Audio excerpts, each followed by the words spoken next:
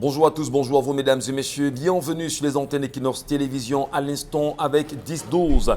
Le Zénith, nous sommes le 24 décembre 2020. Quelles sont les conditions dans lesquelles les familles camerounaises préparent-elles les fêtes de la nativité au Cameroun? Comment apprécient-elles ces moments, on dira ces dernières heures avant de rentrer dans ces fêtes de la nativité? Dans les marchés, aujourd'hui, on crie de ce qu'on ne parvient pas à écouler, les produits mis en place pour permettre aux familles, bien évidemment, de s'amuser véritablement. Des familles sont également aux abois, ne serait-ce qu'à relire simplement les réactions sur les réseaux sociaux aujourd'hui. D'aucunes pensent en réalité qu'aujourd'hui, il n'y a pas d'argent, il n'y a pas d'éléments, il n'y a pas de nourriture pour pouvoir passer de bonnes fêtes de la nativité au Cameroun. Les raisons sont multiples en réalité. Aujourd'hui, le Cameroun peine réellement à le dire de façon officielle. Le pays n'a pas d'argent. La crise du Covid-19 également a eu son lot de malheur sur le peuple camerounais aujourd'hui. Mais comment comprendre en réalité qu'à travers tous ces moments, le gouvernement camerounais n'est pas prévu les réalités auxquelles les familles sont exposées à la veille des fêtes de la nativité? Madame, messieurs, laissez-nous vos commentaires, mais surtout vos réactions. Dites-nous comment vous appréhendez à quelques heures ces fêtes de la nativité au Cameroun. Qu'est-ce qui se passe réellement à Camerco? L'entreprise d'État veut encore licencier un peu plus de 150 employés pour des raisons qui lui sont propres aujourd'hui. Peut-on dire au regard de la situation que Camerco peine véritablement à se repositionner? Quels sont les enjeux qui entourent ce nouveau licenciement quand on sait qu'il y a quelque temps des entreprises et surtout des privés ont été appelés à investir pour la relance de Camerco aujourd'hui? Pourquoi licencier à ce moment précis et pour une durée de 6 mois? Les raisons sont multiples, madame, messieurs. D'ailleurs, le document fait le tour des réseaux sociaux depuis hier. À lire, à comprendre, mais surtout à analyser à travers les réalités contextuelles, économiques et surtout structurelles que comporte le Cameroun aujourd'hui. La grande famille en ce 24 décembre est présente et avec elle encore jusqu'à 12 heures. Nous aurons l'occasion de vous accompagner, mais surtout de vous permettre de mieux lire le Cameroun qui est le nôtre et que nous voulons chaque jour construire véritablement. Charles Amem Bachou, bonjour. Bonjour, monsieur Michel Gatchou. Bonjour à tous les téléspectateurs. Vous avez parlé de Camerco. On parle d'une idée potentielle de licenciement de 130 employés pour des raisons économiques. Telle est les rumeurs qui circulent. 130 personnes vont être licenciées pour des raisons économiques. Mais dans tous les cas, c'est la période des fêtes, grosse insécurité et succession de questions. Que s'est-il réellement passé à Bafoussam, où l'on apprend que 2 heures seulement après avoir été présenté à la presse, un gang de malfrats a été aussitôt libéré. 2 heures seulement après avoir présenté, pourtant c'était de redoutables bandits. Qu'est-ce qui a motivé la libération? Dans tous les cas, les enquêtes sont en train de se poursuivre pour savoir véritablement ce qui a motivé cela. Terminons en tirant un grand coup de chapeau au régional de la police du littoral, M. Raymond Essogo. Bravo à vous, bravo à vos éléments qui ont réussi à neutraliser ces coupeurs de route, ou alors à faire fuir ces coupeurs de route qui ont agi. Elle était 3 heures, bien à quelques minutes ou quelques mètres du péage de Déa, où à l'aide d'une herse, ils ont commencé à sortir sur des véhicules et faire des braquages. C'est grave, bravo à vous, mais redoublez davantage, s'il vous plaît, des efforts pour sécuriser les citoyens à cette fin de d'année. Vous dites bien évidemment bravo à M. Essogo, mais nous l'interpellons sur les motos arrêtées, retenues au courant de l'année d'André Blaise Essama. Il devrait, quoi qu'il en soit, lui aussi, en tant que régional de la police, tout faire pour que Essama rentre en possession de ses motos quand on sait exactement le poids qu'il a porté dans ces arrestations. Bonjour à vous, Momo Bengan Kandje. Bonjour, monsieur Ngachou Numba, bonjour à vous, chers téléspectateurs. Vous avez parlé de Camerco, moi je connais la Camer. Et à notre époque, il y avait des vols directs et réguliers, Douala, Bangui et Douala. Que se passe-t-il en République centrafricaine, l'ex ou Bangui Chari? La communauté internationale, je dis bien, l'Organisation des Nations Unies avait décidé que ce pays ne sera jamais un État stable, tout comme le Liban. chapeau, coup de chapeau au président Touadéra pour avoir su intégrer dans son dispositif sécuritaire l'Angola, le Rwanda et surtout la Russie. Si vous vous êtes bien rappelé, Monsieur le Président, coup de chapeau, comment s'est passé l'assassinat, là-bas on parle de mort, nous parlons de l'assassinat de Barthélemy Boganda, vous savez bien, qui était d'ailleurs suivi par l'assassinat de Dag Hammarskjöld, le Suédois qui était à l'époque secrétaire général de l'Organisation des Nations Unies. La France n'acceptera pas que votre pays soit un État stable, mais tenez bon, et surtout, il faut introduire, il faut interpeller, il faut éduquer, il faut sensibiliser les Centrafricains pour cet état des choses. Parce que l'ex-Ubangui-Chari et le Cameroun, parce que c'est ici le port, lorsque la France négocie l'entrée dans le port de Douala en 1916, parce qu'elle n'avait pas accès à la mer, il s'est passé beaucoup de choses entre votre frère camerounais. Il faut tenir bon. Vous avez commencé déjà au niveau médical. Dites aux Centrafricains clairement que la France est un élément perturbateur pour vivifier l'État centrafricain. Tenez bon. Et surtout, quand vous priez Dieu, dites-lui, Seigneur, préserve-moi de mes amis, mes ennemis, je m'en occupe. Voilà. Quand on identifie son ennemi, il faut justement s'en occuper, mais surtout se préserver, surtout des amis. Et vous parlez Mbombo Mbengan Kandji, de la Centrafrique aujourd'hui. Il est aussi important d'interpeller le peuple centrafricain sur les nombreux articles venant justement de la France qui tendent simplement à salir l'image de la Centrafrique aujourd'hui, mais surtout de l'actuel président qui est en exercice et qui est d'ailleurs pour le moment en candidat, puisque les élections vont se dérouler ce 27 décembre assurément, même si on le sait, c'est dans des conditions assez compliquées avec des tensions. Disons-le, il y a les amis de la Russie, notamment le Rwanda, et les amis de la Centrafrique, notamment la Russie et le Rwanda, et qui sont sur le terrain avec leurs armées. Et maintenant, qui est derrière ceux qui veulent renverser le président Touadéra en ce moment au pouvoir? Mbombo Mbengan, vous l'avez très bien dit, il faut identifier ses ennemis et il faut justement s'en méfier. Bonjour à vous, Karine Santia. Bonjour Michel Gatchou, bonjour à nos téléspectateurs. La Covid ou le Covid-19, selon vos volontés, veut emporter le ministre Manaouda Malachi. Le 15 décembre dernier, le ministre d'État, secrétaire général à la présidence de la République, a ordonné le décaissement de 32 555 000 francs pour une mission spéciale d'audit des fonds relatifs à la lutte contre la Covid-19 au Cameroun. Aussi, on sait que le 21 décembre dernier, le ministre Manaouda Malachi invitait l'honorable Jean-Michel Nitcheux à venir discuter de toutes les accusations qui pèsent contre lui et lui donner tout le rapport. Sauf que le ministre Jean-Michel Nitcheux a donné une fin de non-recevoir et a dit ne pas être médecin. Par contre, il pouvait convier des médecins à venir assister à cette réunion. Finalement, qu'est-ce qui va se passer à la suite de cet audit? À analyser d'ailleurs tout à l'heure, Karine Santia, et puis on reviendra sur ce document qui fait le tour des réseaux sociaux.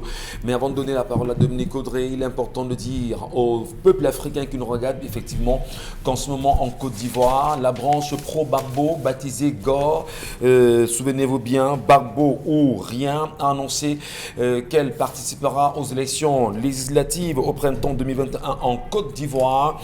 Et le parti d'opposition de l'ex-président Gbagbo avait boycotté toutes les élections depuis 10 ans. Et d'ailleurs, dit-on même en Côte d'Ivoire que ce parti n'est pas reconnu par l'État ivoirien. Mais surtout, disent-ils, ils vont participer aux élections législatives du printemps 2021. Dominique Audrey-Yengelek, bonjour à vous et bienvenue. Bonjour Michel, bonjour aux téléspectateurs. L'histoire que je vais vous lire ce matin C'est l'histoire d'un jeune homme qui est âgé aujourd'hui de 26 ans et sa copine est âgée sensiblement de 22 à 20 par là. Ils se sont rencontrés alors que le garçon était en classe de première il y a 7 ans et la jeune fille était, elle, âgée de 16 ans et elle était en classe de troisième. Ils se sont mis ensemble et pendant 3 ans, ils ont eu une relation. Et à la suite de cette relation, elle a conçu. Il a découvert que la fille était enceinte, n'ayant pas de moyens, il a décidé d'en parler à ses parents et ses parents ont promis de l'accompagner dans l'encadrement, le soin et de sa copine et de son enfant. Donc c'était une bonne nouvelle venant de son côté. Sauf que lorsque sa famille et lui se rapprochent de la famille de la fille pour se présenter comme auteur de la grossesse, les parents de la fille ont dit qu'ils n'étaient pas prêts à accepter que leur fille porte l'enfant d'un homme sans avenir, donc qu'elle allait se faire avorter.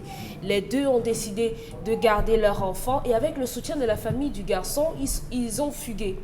Ils sont partis de la ville de Tchang et ils se sont installés ici à Douala chez la tante du garçon. Et aujourd'hui, la fille a donné naissance à un garçon qui est âgé de 3 ans.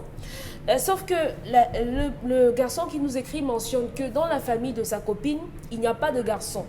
Et le père de la fille exige qu'on lui envoie ce garçon-là parce qu'il est son héritier aujourd'hui. Il veut impérativement avoir cet enfant. Tellement il les a harcelés, entre guillemets, comme le dit le garçon, ils ont porté plainte contre le potentiel beau-père. Et comme le beau-père a le bras long, a suffisamment de moyens, la situation s'est retournée contre le père de l'enfant aujourd'hui qui a passé 2 jours en garde à vue, dit-il. La fille est en contact permanent avec sa mère, mais il dit que son père est allé au village pour rencontrer les parents de la fille, essayer d'arranger. Et là-bas, on lui a redit la même chose. Votre fils, c'est un vaurien, on ne veut pas de lui. Donc le garçon aujourd'hui est apeuré, il a peur que son beau-père, le grand-père de son enfant, réussisse à prendre son enfant et il aimerait avoir des conseils. Comment garder son enfant avec lui? Merci beaucoup Dominique Audrey. C'est une histoire qui vous est également racontée ce matin, mesdames, messieurs. On attend vos propositions, vos avis sur les pages 10-12 Le Zénith, sur Facebook, Equinox TV pour ceux qui nous regardent en live et laissez-nous un commentaire par SMS au numéro qui s'affiche au bas de l'écran. C'est assez c'est récurrent dans notre société. Les parents qui estiment que leur fille ne devrait pas faire des enfants avec n'importe qui, c'est peut-être des droits des parents en même temps qui veulent protéger leur fille, mais retirer l'enfant, écarter le père, quand on sait justement que lorsqu'on a épousé la fille, l'enfant appartient automatiquement au père de la fille. Il faut quand même qu'on essaie d'encadrer cela pour mieux comprendre Dominique Audrey. Alors, lorsque vous écoutez l'histoire, il veut des conseils ce garçon. Oui. Vous lui dites quoi, vous? C'est son enfant, moi je ne sais pas de quoi il a peur. C'est son enfant, il a reconnu son enfant, aujourd'hui il travaille, il s'occupe de son enfant. Comment est-ce que le grand-père de l'enfant va faire pour le prendre? Sauf s'il vient le kidnapper ou bien qu'il utilise ses relations. C'est votre enfant et vous n'avez pas à avoir peur. Maintenant, les familles qui ont la tendance à catégoriser, marginaliser les hommes pour la plupart du temps en disant vraiment il n'a rien, c'est un élève, c'est un étudiant et tout. Vous ne connaissez pas l'avenir. Vous ne pouvez pas taxer, embrigader un enfant de 19 ans qui a fait, disons, une bêtise en disant que toute sa vie il ne restera rien. C'est quoi l'idéal du beau-fils? Celui qui vient et qui gare une voiture, celui qui vient et qui est le fils d'un ministre, ou bien d'un directeur général? Non. Le bon bluffeur? Justement, ils aiment bien ça. Quelqu'un qui va arriver, il va vous ramener à boire, il va acheter à manger à tout le monde. C'est ça que les parents aujourd'hui promeuvent. La personne qui vient avec du matériel.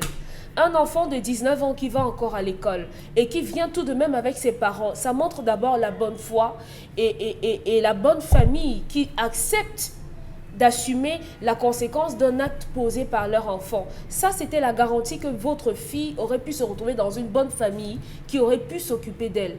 Mais malheureusement, on dit à cette fille non. Vraiment, si ce gars n'a rien, comme c'est un rienton là, vraiment, il faut te faire avorter. Et simplement pour ça, moi, je crois que le père de cette fille aurait dû être puni sévèrement. Mais malgré ça, le père du garçon a voulu encore arranger les choses en allant là-bas, vraiment, ce sont nos enfants et tout, il faut qu'on s'arrange. Aujourd'hui, on est liés. Et non, votre fils c'est un vaurien, on n'en veut pas. Mais simplement, vivez votre vie de votre côté. Quand votre fille, votre femme, votre copine, parce qu'elle n'est pas votre femme, est en contact avec sa mère, peut-être avec le concours de sa mère, on va apaiser le cœur du père qui La fille a fugué le garçon, elle est où aujourd'hui? Elle vit avec le garçon chez sa tante. Mais comment les parents sont venus lui enlever l'enfant? Non, on veut lui enlever l'enfant. Le grand-père qui est resté au village dit que c'est son garçon, donc il veut l'enfant là. On doit venir lui donner l'enfant là selon le prisme duquel l'enfant naît. Est-ce qu'il a besoin forcément de dire combien de l'enfant? Il peut, s'il a décidé, lui en tant que grand-père, que après lui, ce sera son petit-fils qui pourra prendre la succession. Mais est-ce qu'il a besoin forcément de faire tant d'agir pareillement? Parce que moi, je me dis un peu, quelque part, c'est du remords, c'est le remords. Mais malheureusement, les parents ici, avec leur mode de pensée, certains parents, Dominique Audrey. Oui, je devrais dire certains parents, parce que chez nous, c'est pas comme ça. Voilà. Certains parents ont du mal à admettre les erreurs qu'ils ont commises envers leurs enfants.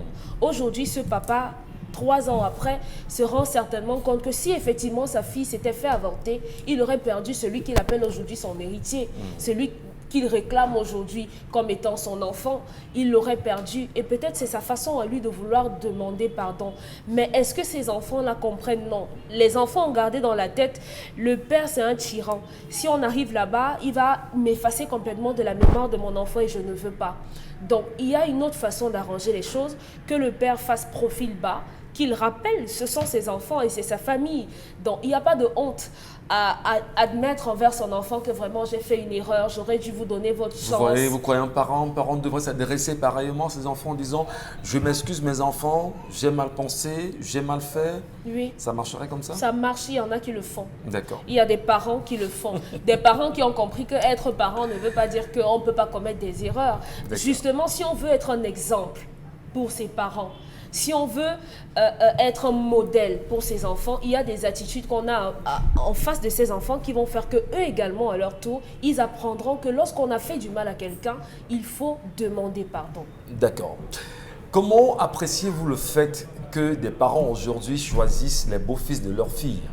Et comment dire également, oui, comment appréciez-vous également le fait que les parents, une fois la fille tombée enceinte, feraient tout ce qui est à leur possible pour que cette fille puisse avorter, quand on sait en même temps que l'avortement est puni sévèrement par la loi au Cameroun. Quelle appréciation en faites-vous aujourd'hui? Un parent pareil, Karine Santia, un papa pareil, qu'est-ce qu'on fait pour lui? On prend quand même la peine d'aller le revoir, on trouve les moyens de le ramener à la raison. Est-ce que sa fille ne peut pas peser de son poids en tant que fille de ce papa et l'amener à la raison, surtout pour l'encadrement du bébé qu'elle vient de mettre au monde? Je ne sais pas. Je ne sais pas si elle le peut parce que dans ce genre de situation, généralement, vous rentrez encore voir la famille de la femme. Parce que la famille qui était venue vers vous pour prendre votre fille. C'est-à-dire que la famille du garçon qui était très volontaire au départ a dit « Ok, nous, on veut l'enfant et tout ». Il a dit non, il ne vous veut pas d'abord, vous êtes même pauvre, je ne vous veux pas chez moi, je ne veux pas accepter que ma fille soit avec vous. Ils sont partis. On doit reprendre les négociations en fait. Il ne peut pas reprendre l'enfant là comme ça. Qui c'est, le grand-père? Il ne peut pas. Il ne peut pas reprendre l'enfant là comme ça. Parce qu'il y a eu d'abord un rejet. Même je lui dis comment? Est-ce que rien ne lui permet de prendre l'enfant comme ça? Juridiquement, il peut défendre qu'on a enlevé son enfant. Parce que les 2 enfants vivaient chez un adulte ici. Et sa fille était mineure. Oui. Les 2 enfants vivent chez un adulte ici. Et il peut défendre en disant qu'en fait, il y a eu enlèvement de sa fille. Vous voyez un peu ce que je veux dire? Et maintenant, lorsqu'il va dire ça devant la loi, forcément, le garçon pourra faire des jours en cellule. Mais ce dont il est question ici, c'est de l'enfant. On ne discute pas l'enfant. Qu'ils arrêtent leur querelle. On ne discute pas l'enfant. L'enfant est dans le ventre, vous discutez. Il naît, vous continuez les discussions. On ne discute pas l'enfant. Vraiment. Merci, Karine. Parce que le papa est en train de créer... Les enfants avaient fui parce qu'ils avaient peur que le papa pouvait faire avorter cette fille forcément. Il pouvait le faire. Il pouvait forcer la fille en faisant avorter la fille, peut-être en lui donnant un médicament, en faisant des visites, en montant n'importe quoi. Mais je me dis aussi que c'était peut-être une menace à la fille en lui disant que moi, je ne veux pas de cet enfant dans ma famille. Mais c'était pas, je ne pense pas qu'il voulait vraiment qu'elle avorte. Vous voyez, il y a des gens qui utilisent des excès pour pousser les enfants à comprendre que ce que vous avez fait est mauvais. Vous voyez, mais je ne pense pas qu'il pouvait arriver jusqu'à ce niveau. En tant que parent, parce que quand l'enfant plaît à quelqu'un, il ne veut pas venir vous dire que je suis très contente que tu sois allée, tu sois tombée enceinte alors que tu es en 3e. Non, on ne demande pas d'avorter. Il n'aurait pas dit. Il y a des parents comme ça qui, pour éduquer, choquent. En disant que moi, je vais te faire avorter. Je ne peux pas garder un enfant peut-être bâtard, je ne sais pas, entre guillemets, dans ma maison. Sauf que quand l'enfant naît, il est bon à tout le monde. L'enfant est bon à tout le monde. Quand on entend que la personne qui est enceinte est mineure, ça dérange. Mais quand l'enfant est déjà là, il est bon à tout le monde. Même au père qui a fui. Même au père qui a disparu, il est content. Parce que quand il parle à ses amis de son enfant, j'ai un enfant. Hein. Il n'a jamais donné le bic à un enfant, mais il a un enfant. Donc c'est pour vous dire que il y a lieu de s'interroger, d'arrêter les querelles. Ce n'est pas le moment maintenant que la famille de garçons reprenne les négociations qu'ils avaient commencées au départ. Qu'ils reprennent les négociations. Parce que me dit que c'est mon enfant, je ne veux pas si. Parce que tout a bien commencé. C'est-à-dire ils ont fui parce qu'ils ne voulaient pas, ils avaient peur pour comprendre qu'il y a naïveté et tout.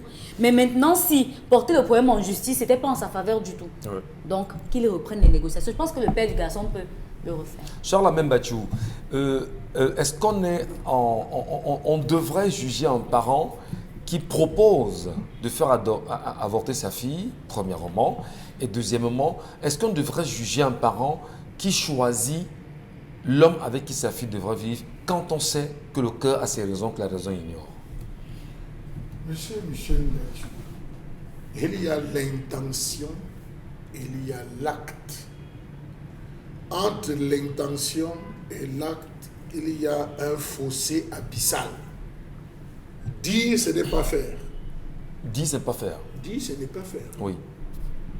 Nous avons là un jeune homme que je traiterai de malfrat. Pourquoi? Pourquoi je le traite de malfrat? Pour la simple raison, monsieur Michel Gachou, qu'il n'a pas le sens du discernement. Le malfrat, c'est qui? Le garçon qui fait l'enfant avec la fille? Oui, c'est un malfrat, monsieur Michel Gachou. Je pèse mes mots quand je le dis. C'est pas violent, monsieur Gachou. C'est un malfrat. C'est pas violent. Je vais vous dire, monsieur Michel, dites-moi, quand vous décidez d'aller prendre une fille mineure, vous savez bien que cette fille est mineure. Vous entretenez une idylle, vous avez une avance. Vous avez 19 ans, elle est à 16 ans, elle est en 3e. Vous avez une avance sur elle, c'est une idylle. Donc vous avez déjà la connaissance parce que si vous êtes à l'université, vous avez fait philosophie, vous avez déjà étudié, vous savez qu'à tout moment, il peut se présenter une certaine situation, celle de l'enfant, la grossesse. Je vous rappelle également que la loi au Cameroun permet qu'aux filles, que les filles de 16 ans peuvent se marier, mais avec l'accord parental. Vous suivez, M. Bachou? Oui, mais ici, est-ce qu'on demande alors l'accord? La justice vous dit que si la fille a 16 ans, c'est qu'elle peut déjà... Il a été malfrat.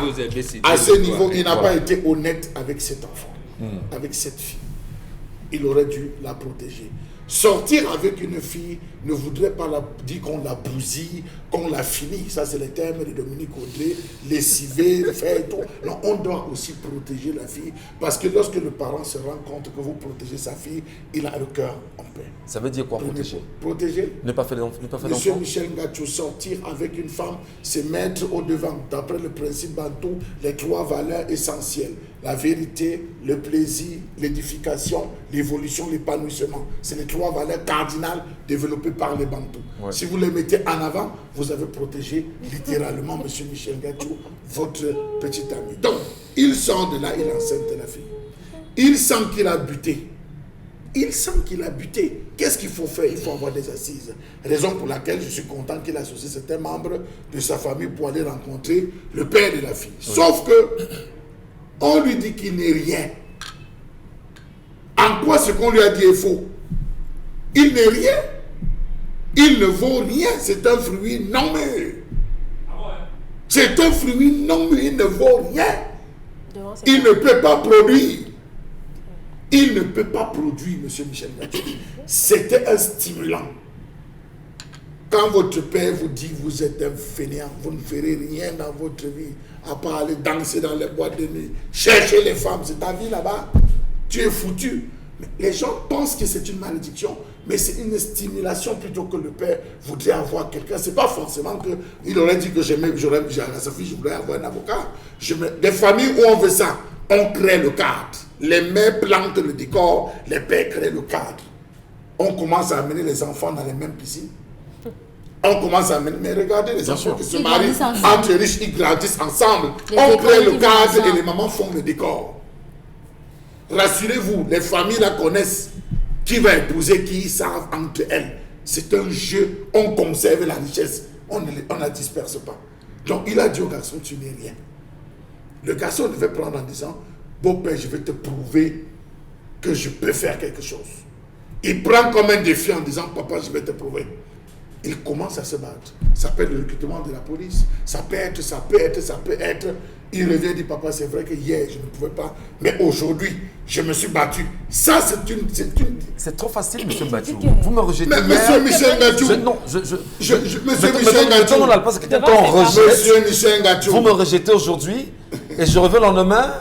Vous me dites, bon d'accord. Bon, vous explique ici que la vie n'est faite que de palabres, de négociations, de discussions. La vie n'est faite que, je vais vous dire que même la Bible est claire, c'est la pierre que tous les maçons avaient rejetée qui est devenue la pierre angulaire. Ouais. La Bible est claire, je vous c'est la Bible.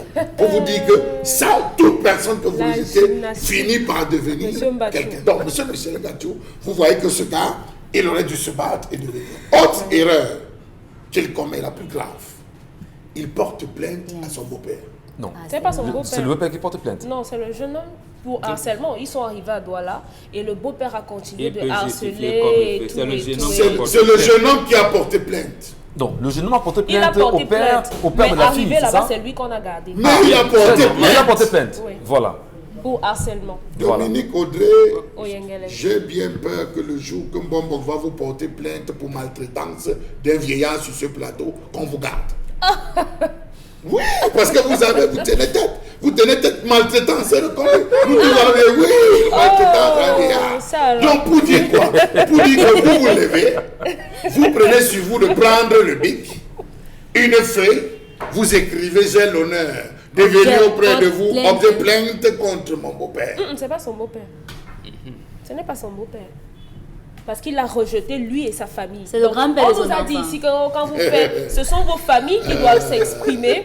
On nous a dit, ce sont vos familles qui doivent parler. Le jeune homme ne parle pas. Donc à la famille du garçon, on a dit, vous n'êtes rien. Pourtant, la famille est venue en disant, oui, je reformule l'objet. Et on va s'en occuper. Plainte d'un voleur qui a entraîné une jeune fille à fuguer de la maison, qui a procédé à un kidnapping. Voilà. Et qui porte plainte aux parents de la fille qui l'a kidnappée. Mais vous vous rendez compte? Vous vous imaginez? Vous pensez qu'il peut... Mais ce père même est gentil de le faire garder seulement 2 jours. Il fallait faire quoi? Ah, monsieur Michel, non, un déferlement. Seulement 2 jours, il a fait garder seulement 2 jours. Vous vous rendez compte que le père de cette fille aime ce garçon? Non. Le père de cette fille, malgré tout cela, il ne l'a fait garder que 2 jours pour lui laver la cervelle et le faire libérer. Vous pensez que celui qui a l'argent, qui veut récupérer cet enfant, ne récupère pas? Dernier point, je chute par là. Le fait de vouloir récupérer l'enfant, c'est aider même ce garçon.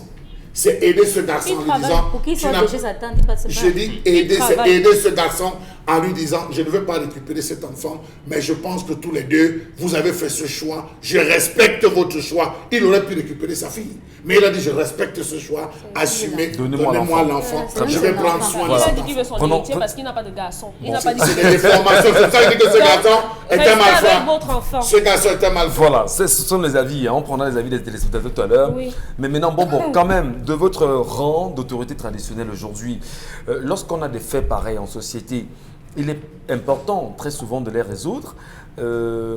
Comment est-ce que vous pouvez apprécier, je vais dire, la résolution de ce type de conflits qui sont légion dans les familles africaines aujourd'hui et qu'on en trouve un peu partout? D'abord, la Grande Royale avait dit « L'école des Blancs où nous envoyons nos enfants va tuer en eux ce qu'on aime le plus cher ». Je vais vous prendre 2 exemples qui sont dans 2 extrêmes, dans 2 mondes différents. Je commence par Bill Clinton. Ce couple Clinton a l'unique fille, Chelsea. Clinton est président de la République des États-Unis. Oui. Sa fille tombe amoureuse d'un jeune garçon qui doit aller aux Jeux Olympiques comme nageur à leur université.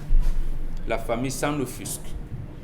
Mais face à cela, Hillary dit, ma fille est de toi. On est obligé de prendre le gars pour venir. Ils se sont mariés quelques années après. Mais pendant ce temps, le gars faisait tous ses stages à la Maison Blanche. Et pour que ce gars fasse des stages à la Maison Blanche, vous savez ce que Clinton a fait? Non. Il est allé auprès de la famille de ce garçon, leur demander leur autorisation pour cette orientation qu'il veut donner à la copine, au copain de sa fille. Finalement, ils se sont mariés. Ils se sont mariés alors qu'il n'était plus président de la République. Un autre exemple, Mandela divorce à 15 ans par là. Vous avez vu son apparition avec une de ses filles avant qu'il n'épousait la veuve de Samora Machel. Quand cette fille allait en mariage, Mandela exigeait, comme c'était que le garçon, son gendre, travaille d'abord. C'est le chef de famille, c'est pas lui qui allait là-bas. Il lui-même a exigé au chef de sa famille, lui le président de la République, le Mandela qu'il est, qu'on supplie sa belle famille que ce garçon vienne travailler à la présidence parce que l'amour qu'il a avec sa fille est très forte. Il ne veut pas l'écarter. J'ai dit bien supplier. La famille, il n'est pas venu dire quand je suis Mandela, je suis tel dit, je suis Clinton, je peux. Je vous prends ces 2 cas pour présenter l'attitude des parents. Pour montrer là où j'ai terminé hier. La Française, rédactrice en chef adjoint du journal Le Monde diplomatique, Anne-Cécile Robert, a écrit un livre en 2005 aux éditions La Découverte, L'Afrique au secours de l'Occident. Vous voyez bien qu'aujourd'hui, on nous amène au conflit. L'Occident, c'est toujours le conflit. Or, nous, on vit avec le conflit, les palabres, mais on met en avant les règlements de ces conflits. Et dans ces règlements de ces conflits, Karine a énoncé un principe de base. On ne discute pas l'enfant. Vous voyez? Et j'ai dit ici que le ministre d'État, Laurent Esso, est venu encore saccager les peu de rapports sociaux qui existaient au Cameroun en autorisant aux gendres de porter plainte contre leur beau-père et épouser les filles. D'accord, supposons même que le beau-père ait été condamné.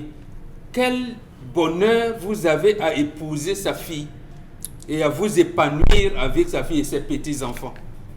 C'est-à-dire, sur le plan, la loi dit que la loi... Espérons peut-être le ministre des gardes des Sceaux, peut-être lui, le ministre de la Justice garde des Sceaux aujourd'hui. C'était dans quel cadre? Non, c'est dans le nouveau code de procédure pénale. Dans le nouveau code de procédure pénale, effectivement, c'est inscrit. C'était par rapport à la dot, n'est-ce pas? Oui, par rapport à la dot. Oui, lorsqu'on pétive de la dot exagérée. Donc, si on estime que c'est exagéré, vous portez plainte contre votre beau-père. C'est-à-dire qu'on veut nous amener toutefois conflit, sur les maquettes, sur la machette, est-ce que vous êtes sûr que Laurent Esso lui-même a pris la peine de lire justement ce... Il a lu très bien puisque ça a été revu. Est-ce qu'il s'est mis à la place d'un père, lui-même le père, qu'on veut lui porter plainte parce que sa fille estime, mais son beau-fils estime que la dot est très élevée? Donc Charles Hamel a parlé de malfrat. Je ne sais pas s'il y a un terme plus fort que malfrat. C'est un bandit de grand chemin qui est en formation, qui est en gestation. Voilà. C'est un élément dangereux à surveiller de très près, ce garçon. Donc c'est une bombe atomique. C'est peut-être même plus que bombe atomique. C'est un élément dangereux à surveiller de trop près. Voilà. Précisément, quand même ça, la famille, on vous a dit ici que la fille peut hériter. Un couple qui n'a fait que de filles. Voilà. Vous ne savez pas ce qui est dans l'idée de papa.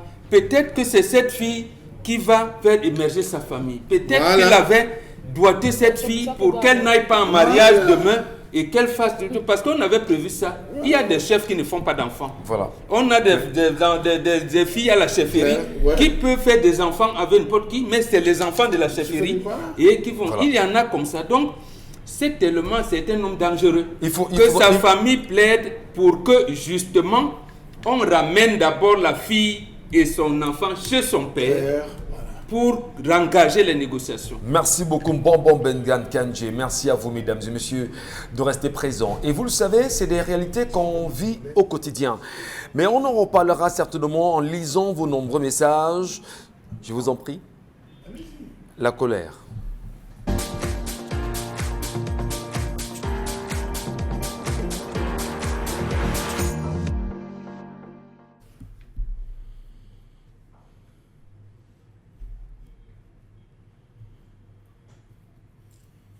Je m'interroge ce jour sur la question de la surfacturation dans les formations sanitaires dans ce pays ou de ce pays. Les patients se plaignent tellement et depuis un certain temps, formation sanitaire et pour cause surfacturation. Comment comprendre que le Cameroun souffre de plusieurs maux, parmi lesquels la surfacturation exagérée dans nos hôpitaux? Comment comprendre que certains établissements pharmaceutiques, officines, grossistes et pharmacies des hôpitaux procèdent à la surfacturation des prix des médicaments dispensés aux patients? On savait cela des pharmacies publiques. Mais hélas, quand cela se passe dans les pharmacies des hôpitaux, on n'a que les yeux pour pleurer. Comment comprendre que les médicaments coûtent plus cher à la pharmacie de l'hôpital que dans les pharmacies publiques? Telle est la question qu'on est appelé à se poser à ce jour, tout en interpellant la hiérarchie au ministère de la Santé. Comment comprendre qu'en violation de la réglementation, certaines formations hospitalières décuplent les prix des kits obstétricaux et exigent auprès des patients, mieux des femmes enceintes, le versement d'une caution pour être pris en charge?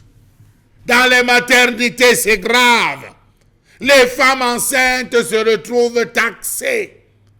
Les kits, des prix varient. Les pauvres femmes n'ont que les yeux pour pleurer. Elles ne comprennent plus entre la prise en charge réelle et la gratuité, entre ce qu'il faut même payer et ce qu'on exige de payer. Ah, c'est compliqué dans ce pays. Comment comprendre ce flou total qui existe dans l'établissement des factures des malades, doublé d'un mépris à l'endroit grave des malades? Les illustrations sont nombreuses. Et oui, aucune transparence dans le traitement des factures.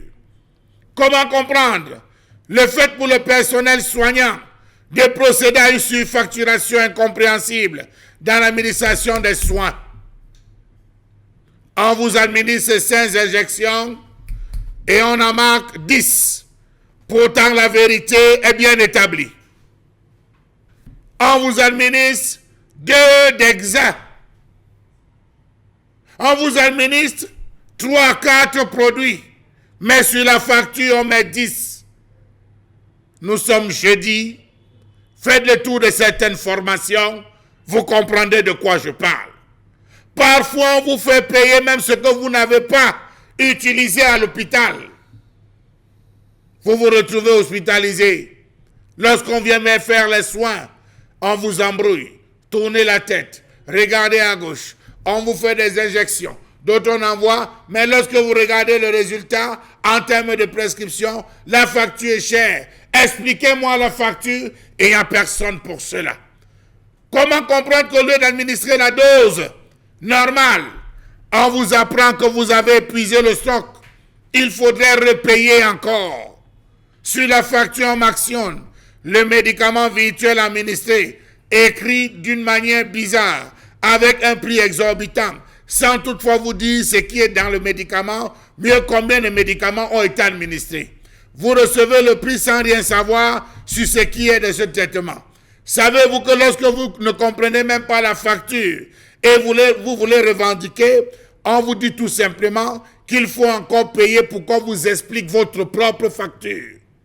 C'est grave dans les hôpitaux, c'est très grave au service des factures. Permettez-moi de parler trivialement. Être malade est une faute désormais au Cameroun, parce que lorsque vous allez à l'hôpital, vous pouvez compter les glucosés, vous pouvez compter l'ensemble des produits qu'on place, mais jamais vous ne pouvez compter les petits produits, les flacons qu'on casse, qu'on envoie à l'intérieur, ce qu'on ne met pas, parce que vous n'avez pas la traçabilité, et on ne donne même pas la possibilité aux gardes malades de pouvoir suivre ce qu'on vous administre. Vivement qu'il y ait une traçabilité, vivement que les factures soient claires. Comment pour soigner un palu, un simple palu, vous vous retrouvez avec les frais d'hôpitaux à 60, 65 000, 70 000. Parce qu'on dit que vous êtes arrivé avec un cas grave, on a utilisé X, Y produits, mais lorsque vous regardez le plateau, tous les matins qui vient à votre chevet, c'est vide. Mais vous devez payer. Dans quelle caisse est-ce que cela s'en va? Point d'interrogation. La colère exprimée ce matin par Charles Amel Badjo également. C'est votre colère, vous aussi, madame, messieurs. Vous qui êtes Camerounais, qui tout le temps écumez les hôpitaux publics aujourd'hui au Cameroun et vivez les réalités des surfacturations des frais, soit d'hospitalisation ou même des médicaments aujourd'hui. Comment appréciez-vous non seulement l'accueil, mais les services rendus dans les différents centres hospitaliers du Cameroun aujourd'hui et surtout le traitement qui y est fait? Comment appréciez-vous surtout la facturation qui est faite? Je voudrais ici non seulement saluer humblement l'hôpital central de Yaoundé, notamment les Curies, quand vous y arrivez en réalité. Vous payez les consultations. Avant qu'on ne prenne en charge justement votre malade, il faut passer d'abord à la caisse, payer tous les frais bien évidemment des médicaments et vous rendre à la pharmacie. Une fois à la pharmacie maintenant, vous portez les médicaments pour vous rendre au chevet de votre malade et les médecins prennent sur eux effectivement d'effectuer ce qu'il y a à effectuer comme traitement. Mais surtout, qui vérifie la surfacturation ou les coûts très élevés des produits que l'on vous vend dans ces hôpitaux? Je n'ai pas dit que c'est le cas avec les Curies, mais dans les formations sanitaires du Cameroun, dans la globalité.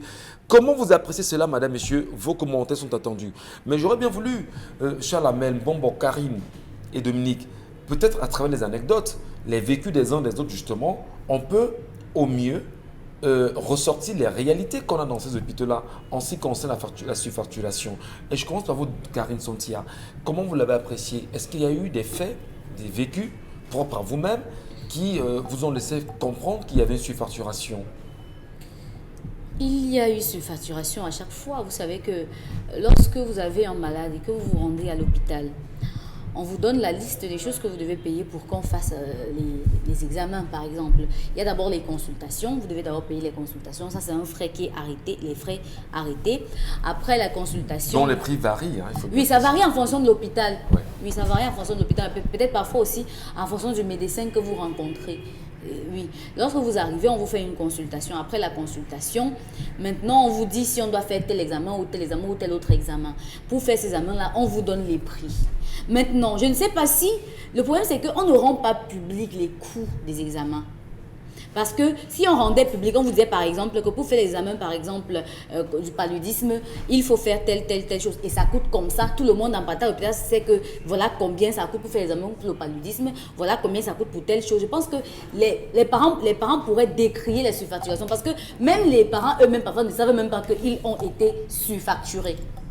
Si vous ne connaissez pas le prix de base, vous ne pouvez pas savoir. Maintenant, c'est au niveau du traitement. C'est au niveau du traitement maintenant que vous pouvez évaluer si vous avez été surfacturé. Maintenant, là encore, vous ne savez pas. Comment? Vous ne savez même, là encore, vous ne savez pas à combien est-ce qu'on traite, par exemple, les rhumatismes, comment est-ce que ça se passe, combien est-ce qu'on traite les personnes qui sont qu'on doit opérer, à combien est-ce qu'on effectue une opération dans tel hôpital ou dans tel autre hôpital, à combien est-ce qu'on fait, par exemple, une césarienne à une femme, à combien, c'est que les coûts ne sont pas connus. ne pas des prix standardisés. Oui, il n'y en a pas les coûts. Sauf maintenant, quand vous arrivez à l'hôpital, c'est le vouloir du médecin qui vous dit quel est le prix. Parfois, vous pouvez même négocier. C'est même ça, en fait, qui crée les troubles. Vous ne savez même pas combien vous devez payer pour le service qu'on vous rend. C'est à ce moment-là que vous ne pouvez pas savoir. Surfacturation, peut-être sur les médicaments, oui, parce qu'il y a des médicaments qui ont des prix parfois homologués. Vous savez qu'en pharmacie, quand vous achetez souvent, ça coûte tel prix. Maintenant, quand vous arrivez à l'hôpital, on vous demande encore un autre prix qui est différent de ce que vous achetez en pharmacie. Finalement, le vrai prix, c'est lequel? Donc, c'est parce que le ministère de la Santé ou encore le gouvernement camerounais ne met pas de la transparence dans les traitements aujourd'hui au Cameroun, les traitements de santé. Parce qu'il serait normal pour un patient de partir à l'hôpital lorsqu'il sait que j'ai tel mal, que je peux prévoir au moins tel montant. Mais quand vous arrivez, c'est en fonction même de votre tête. Si vous avez garé une voiture ou encore si vous êtes venu sur un brancardier et autres, on sait que ok, on peut le donner, on peut surfacturer ça, on peut donner sa facture à tel niveau, tel niveau. C'est pour ça que vous arrivez dans certains hôpitaux, il y a des gens qui ont fait 3 mois, 4 mois, alors qu'ils sont guéris depuis, justement parce que la facture était énorme et ils n'ont pas pu payer. Maintenant, est-ce qu'on sait si elle a été surfacturée ou pas? On ne peut pas savoir, ce n'est pas toujours évident. C'est pas toujours évident. Mais non, est-ce qu'il y a quand même des mécanismes de contrôle que l'on peut mettre autour de ceci pour que le patient sache que le médicament qui coûte, je prends n'importe quoi, qui coûte 1100 francs, 1200, je vais l'acheter, n'est-ce pas, au coût même reconnu. Est-ce qu'on devrait trouver au moins l'occasion d'homologuer les prix, de les rendre publics pour que les patients, en partant de leur maison, puissent au préalable évaluer quand même ce qu'ils pourront dépenser? Au moins pour les médicaments. Oui. Au moins pour les médicaments, il faut que les patients sachent ce qu'ils prennent et à combien est-ce qu'ils prennent ça. Vous ne pouvez pas arriver à l'hôpital, parfois on vous exige que non, vous devez acheter dans la pharmacie de l'hôpital, vous ne devez pas sortir et tout. Parce que parfois quand vous sortez de la pharmacie de l'hôpital, on prend plus soin de votre malade. Parce qu'à la pharmacie de l'hôpital, on a déjà arrangé un coût. Et pourtant, ce n'est pas le vrai prix. Vous vous rendez compte que pendant la pandémie ici au Cameroun, il y a une clinique qui a été fermée justement parce qu'on disait qu'elle a surfacturé le traitement d'un patient atteint de Covid-19. C'était 6 millions de francs CFA. Alors, je voudrais justement, puisque au débat, on va en parler pendant un bon moment. Dominique Audrey, il y a dans les hôpitaux au Cameroun, je prends encore le cas de l'hôpital central de Yaoundé que nous connaissons très bien, où en dehors de l'hôpital, puisqu'il y a la pharmacie dans l'hôpital, il y a des pharmacies dans l'hôpital, mais hors de l'hôpital, il y a d'autres pharmacies ambulantes. Les patients préfèrent quitter l'hôpital et vont se faire les médicaments hors de l'hôpital et ramener dans l'hôpital pour se faire traiter. Finalement, est-ce qu'on peut dire que les patients estiment que c'est plus cher à l'intérieur et c'est moins cher à l'extérieur? Oui, lorsqu'il y en a, c'est plus cher. Et pourtant, c'est subventionné au niveau de l'hôpital à l'intérieur. Dit-on. Ouais. Dit-on. Et comme au CHU, par exemple, il y a rarement eu les produits pour les malades que j'ai accompagnés là-bas. Il y a rarement eu les produits dans cette pharmacie-là. Donc, lorsqu'il y en a, ils coûtent beaucoup plus qu'à l'extérieur. Et la plupart du temps, il n'y en a pas. Pourtant, vous dites c'est subventionné. Les surfacturations, on les voit à quasiment tous les niveaux. Par exemple, au niveau des poches de sang, lorsque vous avez un malade qui doit avoir une transfusion sanguine, on a du mal à avoir le sang. Vous pouvez arriver dans un hôpital, on vous demande 20 000 en plus de 3 donneurs. Vous arrivez à un autre hôpital et bim, là-bas, on vous demande un autre montant. Et moi, j'aimerais comprendre pourquoi ça coûte autant alors qu'on demande aux gens de donner le sang gratuitement. Pourquoi est-ce qu'on homologue pas? Rendez-vous compte qu'il y a des gens malheureusement qui ont perdu la vie parce qu'ils n'ont pas eu suffisamment pour acheter une poche de sang. Et vous savez que parfois on en demande 4, on en demande 3 pour certains malades. À côté de ça, il y a aussi le problème au niveau des accouchements. Moi, je connais un voisin qui a accompagné sa femme qui allait donner naissance à son enfant. Elle a fait des visites. Normalement, il n'y a jamais eu de problème. Mais le jour de l'accouchement, on lui dit, monsieur, vraiment, votre femme va devoir passer par une césarienne. Il n'avait pas prévu tout cela. Et après, de façon ramassée, il fait un round-up et il se rend compte qu'il a quasiment 250 000 francs de dépenses à part la caution qu'il a versée pour que sa femme passe sur la table d'opération. Il a repassé en revue toutes les ordonnances, mais à aucun moment, il ne voit véritablement pourquoi est-ce qu'il a dépensé les 250 000. Voilà. Donc, on vous fait payer des choses, d'abord que les kits posent problème. Voilà. Le montant des kits, c'est un problème. Normalement, ça coûte sensiblement, c'est 23 000. 23 000 Les prix varient. Oui, Les prix 30 000. varient. Mais maintenant, vous allez ailleurs, c'est plus de 30 000. Le kit des césariennes également, c'est un autre prix. Voilà, obstétricaux. Oui, c'est autre chose. Donc, la surfacturation, vraiment, c'est ce que les Camerounais mangent. Hein. Et si vous avez parlé, vous avez évoqué une question tout à l'heure avec Karine, j'aimerais vous dire qu'on vous a dit que l'école primaire était censée être gratuite. Donc, elle n'est pas gratuite. Pensez-vous qu'on va pouvoir avoir des prix standards et chacun va respecter? Les officines vous diront dehors qu'on ne peut pas faire les mêmes prix que les pharmacies parce que nous, on a des loyers, on a machin à payer, on ne peut pas. Et même en dehors, il y a certains prix qui sont censés être standards, mais qui varient d'une pharmacie à l'autre. Dans la surfacturation, on connaît cela et les pouvoirs, l'administration en charge de la santé ne fait rien. À un moment, il nous a un peu endormis parce qu'il arrivait dans des hôpitaux comme ça, de façon inopinée, un peu masquée. Et là, il pouvait voir des choses, mais il a fini de... On en reparle, Dominique Audrey, madame, messieurs. Je sais, en même temps, ça vous choque peut-être, oui. Oui, ça vous choque énormément. On en reparle.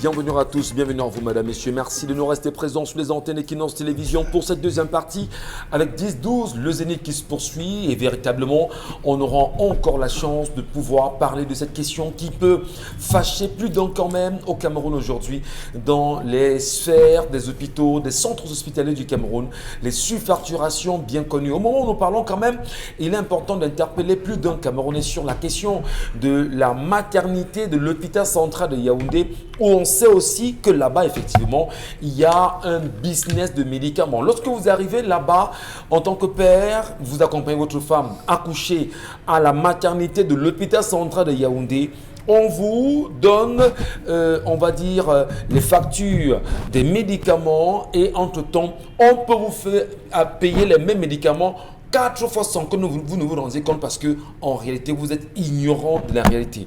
On ne parle que de ce qu'on a vécu en même temps. Mais avant de pouvoir rentrer dans ce sujet véritablement ce matin, qu'est-ce qui se passe dans le sérail camerounais aujourd'hui? Wikileaks aurait réellement remis au goût du jour les réalités existantes au sein de l'appareil, parlant bien évidemment de la présidence de la République aujourd'hui, qui serait en train de tout faire pour prendre la place de Paul Biya aujourd'hui, tout en déclarant d'ailleurs que celui-ci n'est qu'un croulant qui veut simplement s'arroger le pouvoir et y vivre.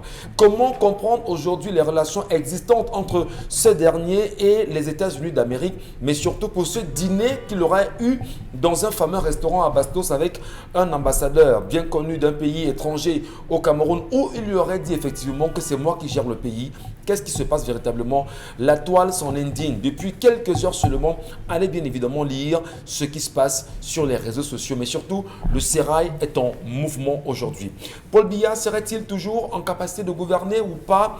Pourquoi ce silence assourdissant finalement? A-t-on raison de penser à un moment donné que oui, il y a de quoi s'en inquiéter, que lui ne gère plus, que des personnes seront en train de gérer le Cameroun aujourd'hui? Madame, messieurs, restons prudents, mais surtout ouvrons les yeux. Je reviens à vous, Dominique Audrey. Vous avez la parole tout à l'heure. Oui. Sur la question justement de ces surfacturations dans les hôpitaux. Oui, et vous vous en indignez d'abord vous aussi en disant qu'effectivement, bien sûr, bien sûr. On vit cela tous les jours. Oui, l'expérience, la propre que j'ai vécue, c'était avec les transfusions sanguines qu'il fallait faire. Donc on a fait le tour des hôpitaux et à chaque fois on avait un prix différent avec un nombre de donneurs qu'il fallait impérativement avoir. Et on en est arrivé à un point où il y a des fils qui se sont touchés et ça a explosé parce que il était incompréhensible qu'on vous dise, par exemple, qu'il y a quelqu'un entre la vie et la mort et qu'on mette impérativement l'accent sur ce qu'il fallait donner d'abord pour qu'on puisse sauver la vie de ces personnes-là. Les femmes enceintes aujourd'hui, celles qui sont celles qui vont donner la vie dans les minutes qui suivent, par exemple, ont également ce problème-là avec les gardes malades qui n'arrivent pas à terminer, qui n'arrivent pas à comprendre le pourquoi de certaines factures qu'on leur donne, le pourquoi de certaines ordonnances. On vous fait acheter même parfois des produits qui ne servent au final à rien parce que parfois lorsqu'on sort, les malades laissent parfois ces médicaments-là et après les médecins, puisque eux généralement ils ont leur pharmacie, là, ils achètent des trucs. Parfois, vous achetez des kits qui sont incomplets. Et après, on vous demande de racheter autre chose. Et cette fois-là, vous achetez les produits chez les médecins. Au-delà de la surfacturation, justement, il y a tant de réalités quand même qui entourent, on va dire, le traitement des patients dans les hôpitaux, Karine Santia. Oui, il y a le traitement des patients qui est vraiment merdique dans nos hôpitaux parce que vous imaginez pas que lorsqu'une femme arrive, elle est toute agonisante. On dit, laissez d'abord là-bas, vous avez combien, le docteur demande 200 000. Oui, c'est vrai. Il y a des gens qui arrivent à l'hôpital. Peut-être qu'elle a fait des visites ailleurs et qu'on savait qu'elle allait accoucher normalement. Mais maintenant, au moment du travail, elle va peut-être dans un hôpital public, sachant que là-bas, il y a certainement la couveuse, là-bas, il y a certainement une salle d'opération. Parce que pour mettre au moins son bébé, on pense à tout ça avant d'y aller. Mais dès que vous arrivez, on vous dit d'abord qu'opération. On vous dit césarienne. Vous ne comprenez rien, vous n'avez pas de problème de santé, on vous a rassuré que vous allez accoucher, vous allez mettre au moins votre bébé par voie basse, mais c'est comme un marché de la césarienne au Cameroun maintenant. C'est encore une autre surfacturation de l'accouchement, parce que la césarienne, non seulement ça coûte plus cher et ça fait rentrer beaucoup d'argent à l'hôpital, ça fait rentrer beaucoup d'argent aux médecins qui la pratiquent. Aujourd'hui, quand vous arrivez dans combien les hôpitaux, de femmes dans votre entourage qui vont dans les hôpitaux publics accouchent par voie basse? de plus en plus, c'est rare. Combien de femmes dans votre entourage? Parce que les femmes que nous connaissons aujourd'hui, quand elles arrivent, certaines sont même très fières d'avoir accouché par césarienne. Mais est-ce qu'il y a un coût, est-ce qu'il y a des prix quand même, de façon générale? Ça varie. Est-ce qu'il y a des prix? Est-ce qu'il y a un prix que le ministère même de la Santé aurait fixé pour permettre aux Camerounaises, une fois dans ces conditions, plutôt d'accoucher et de payer ces montants véritablement, y compris les médicaments associés? Est-ce que vous savez qu'il peut y avoir les césariennes compliquées, les césariennes faciles? Donc, on ne peut pas... Mais oui, les médecins vous disent que non. Elle est d'abord hyper tendue et tout, on ne peut pas opérer comme ça. Il y a des choses qu'il faut faire avant. On vous dit non, mais si elle est diabétique, il faudra ça. Il y a des complications. Ce qui est surprenant dans ce que vous dites, c'est que parfois même, l'hôpital te dit, nous on n'a pas X produits. Hôpital public camerounais. On doit aller acheter quelque part. Depuis camerounais. Vous, le gars de malade, vous allez vous allez ce produit ailleurs. Oui. Vous partez, vous revenez. Il y a un autre produit qu'on a oublié. Vous devez encore sortir, aller à la pharmacie chercher. Comment est-ce qu'à l'hôpital, on n'a pas tout ça de manière à ce que quand quelqu'un arrive, on le soigne une fois, au lieu de dire que allez chercher, allez ceci, allez cela. Quand vous revenez et que votre patient est déjà décédé, vous faites quoi?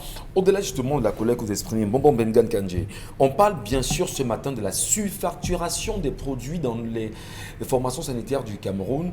Surfacturation, qu'est-ce qui peut expliquer qu'on en arrive à ce niveau? Est-ce que c'est parce que les médecins ont des maudits salaires qu'ils s'arrangent justement à surfacturer? Est-ce que c'est parce qu'en réalité, il n'y a pas, on va dire, des mécanismes de veille sur la sortie ou les entrées des produits qu'on en arrive là? Qu'est-ce qui peut expliquer cet état des choses au Cameroun aujourd'hui, de votre point de vue? C'est une volonté politique qui nous a amenés à ce niveau. On a d'abord assigné à l'hôpital public les résultats financiers en fin d'exercice.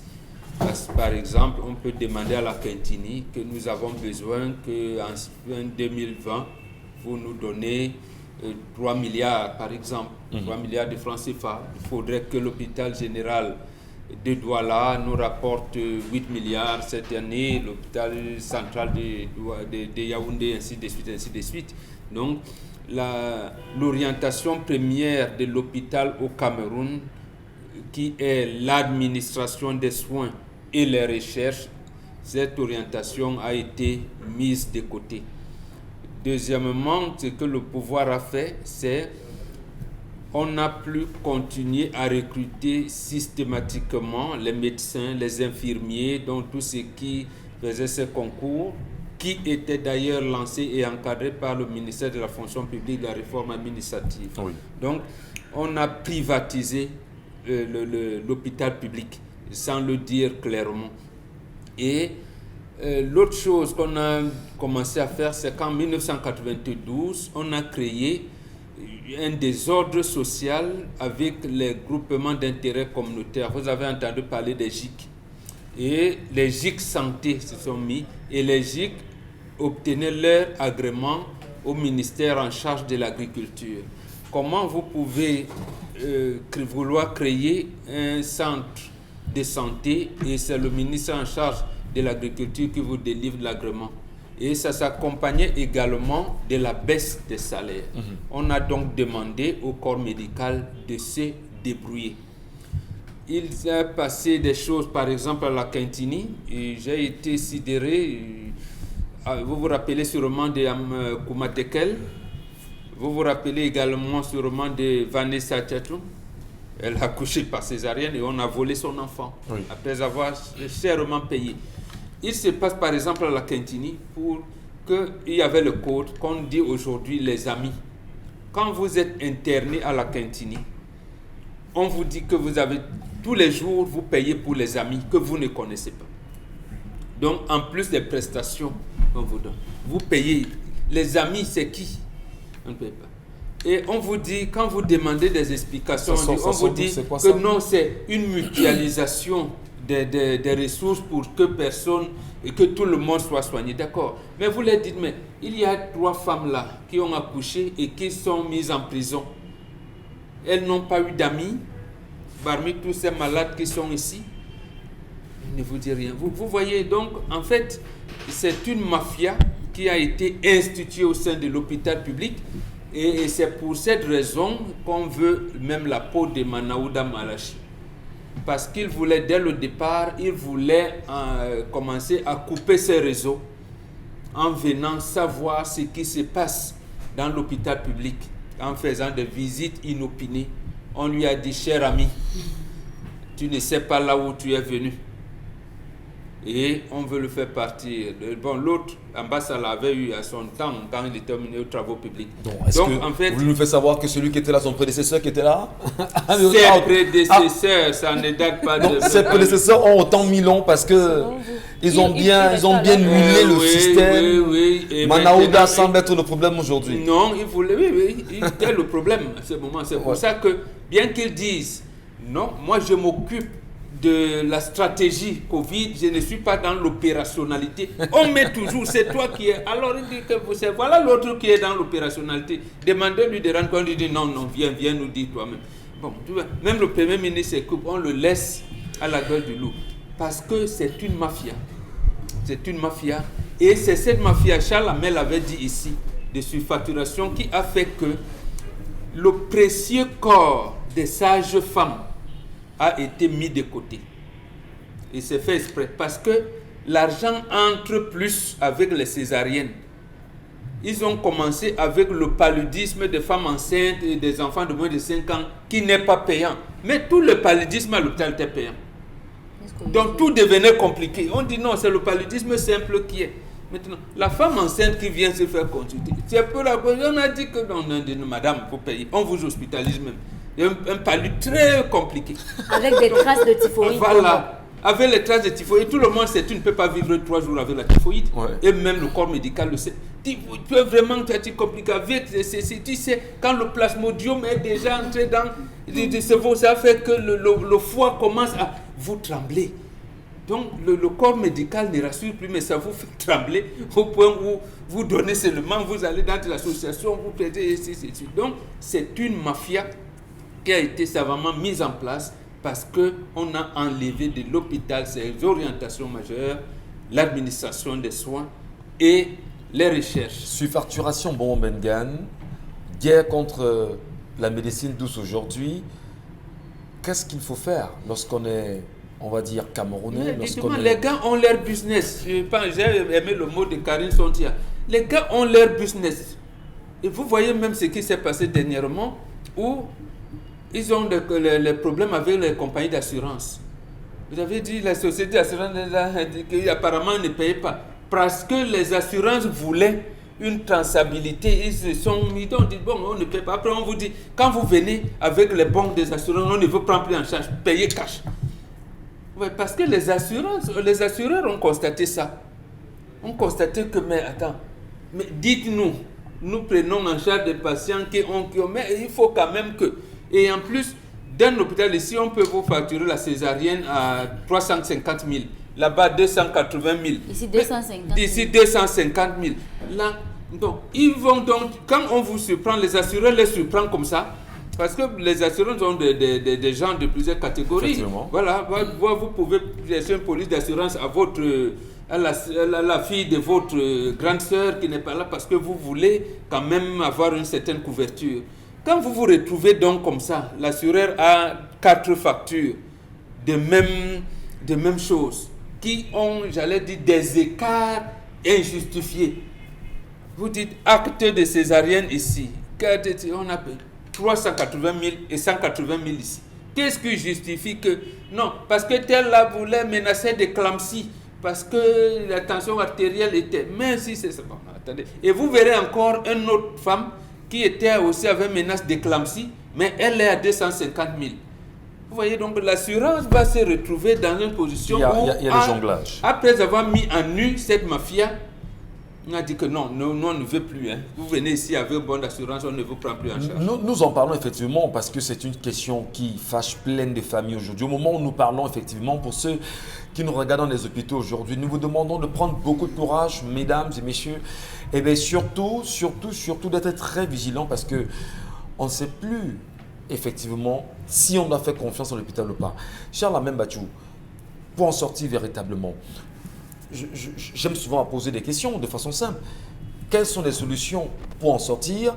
Est-ce que la question de l'assurance, comme Bonbon Bengan vient d'évoquer, peut être une solution idoine selon laquelle l'assurance doit amener chaque Camerounais à souscrire à une police d'assurance pour veiller suffisamment sur les actions menées dans une formation sanitaire en matière de surfacturation? Donc peut-être avant que Charles Amel parle, un groupe de médecins a voulu résoudre ce problème en créant le syndicat Dr Yves Basson et Kamta. Vous savez le sort qui leur a été réservé, affectation disciplinaire, même là où il n'y a pas de réseau. Même et justement, ils avaient dit...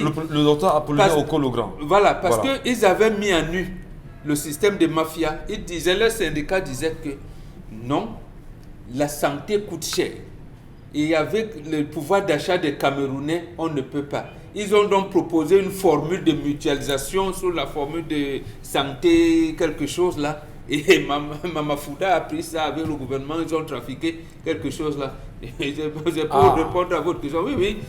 La couverture santé universelle. Tout à fait. La couverture santé universelle, justement, les médecins qui ont voulu que ce soit accessible, tout on leur a dit, parlez encore. Très bien. Merci beaucoup, Bonbon Bengan. Charles Amel, qu'est-ce qu'on fait aujourd'hui lorsque la population est autant spoliée, flouée, arnaquée par les médecins, par l'hôpital public, aux vues justement du gouvernement camerounais? Monsieur Michel Gachou, qu'on arrête de transformer nos formations sanitaires en entreprises qui doivent produire de l'argent, qu'on arrête de les transformer et qu'on laisse la charité véritablement s'installer à l'hôpital, qu'on arrête de demander à un hôpital de faire des chiffres de 2 à 3, 4 milliards ou 100 millions ou 200 millions le mois. Qu'on arrête ça d'avoir ce type de chiffres. Si on maintient nos formations sanitaires en entreprise... Qui doit arrêter, M. Bachou? C'est le gouvernement qui a pris la résolution. Mais est-ce que vous croyez que le gouvernement peut le faire, M. Bachou? Vous y croyez? Monsieur Michel Gachou, on croit en ce gouvernement? Vous avez, M. Michel Gachou, 3 types de consultations dans les hôpitaux. Il y a les consultations simples, les consultations accélérées, express, et les consultations VIP. Donc quand vous arrivez, suivant que vous vous plaignez, on vous demande si vous êtes en simple, en express ou en VIP. Vous choisissez que vraiment VIP, on ne vous donne pas le coup. Vous passez. C'est le premier point. Lorsque vous sortez de là, vous vous retrouvez frappé déjà par la première. La consultation VIP, c'est combien, M. Michel? C'est là où aucune idée. Vous causez avec le docteur. Le docteur vous fait même une tasse de café, vous posez sa secrétaire, vous prenez la tasse de café, ça c'est VIP. Vous avez accéléré, là où vous avez mal, ou là, bon, prescrit. Et la consultation simple ou normale, où vous vous asseyez, vous faites le rang. Si c'est à 17h qu'il va vous recevoir, il vous reçoit à 17h pendant qu'il reçoit en VIP. Vous avez, M. Michel Gachou, les surfacturations dans les hospitalisations. La chambre standard coûte combien? La moyenne coûte combien? La VIP coûte combien? Dans cette hospitalisation, qu'est-ce qui est inclus? Est-ce que la literie est inclus? Vous avez peut-être le matelas, vous venez avec vos draps. Est-ce que la moustiquaire vous est louée? Rassurez-vous. Ou à l'hôpital. Est-ce que le moustiquaire vous est loué? Il y a des formations sanitaires où on vous loue même le moustiquaire. Rassurez-vous. Rien ne vous est donné. Vous avez des lits avec et des lits sans moustiquaire. Et tout cela est englobé dans l'hospitalisation. Monsieur Michel, et là, c'est des surfacturations parce qu'on n'a pas préparé le malade. On n'a pas préparé. Chaque matin, si vous êtes couché sur le lit d'hôpital, on vient enlever les draps, on change les draps. Si vous n'êtes pas venu avec les vôtres, on vous dit ça va au précis, sans coût. Donc, hospitalisation, vous avez un coût. Alors qu'il y a un standard en termes d'hospitalisation, vous vous retrouvez avec une surfacturation ou ce qu'ils appellent des accessoires et qui sont gérés parfois par la major, celle qui a son dressing, qui fait laver les draps et qui consort, ou la femme du directeur. Vous voyez, c'est des aléas qu'on retrouve en termes de surfacturation. Monsieur Michel Gatchou, vous avez les services où lorsque vous arrivez, tout ce que le médecin a prescrit, la major vous dit, les médicaments, ça ne passe plus. On va trouver ça.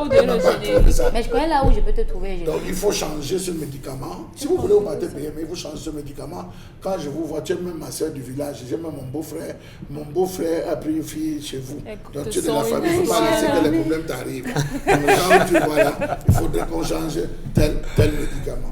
Voilà la liste, l'ordonnance qui vous est faite. Vous vous retrouvez en train de payer et de recevoir une autre administration. Vous avez l'autre type de surfacturation. On prescrit trop, mais on administre moins. Mais vous payez. Et vous rentrez dans les médicaments à la maison. Zéro les médicaments. J'ai dit on prescrit trop de produits. Vous payez, mais on administre moins. Alors vous vous retrouvez, monsieur Michel Gatchou, à avoir des produits. Parfois même on confond certaines ordonnances. On vous prescrit des produits qui sont. C'est un réseau bien connu et aménagé. Et il y a l'autre où on vous prescrit ce que vous n'avez pas consommé.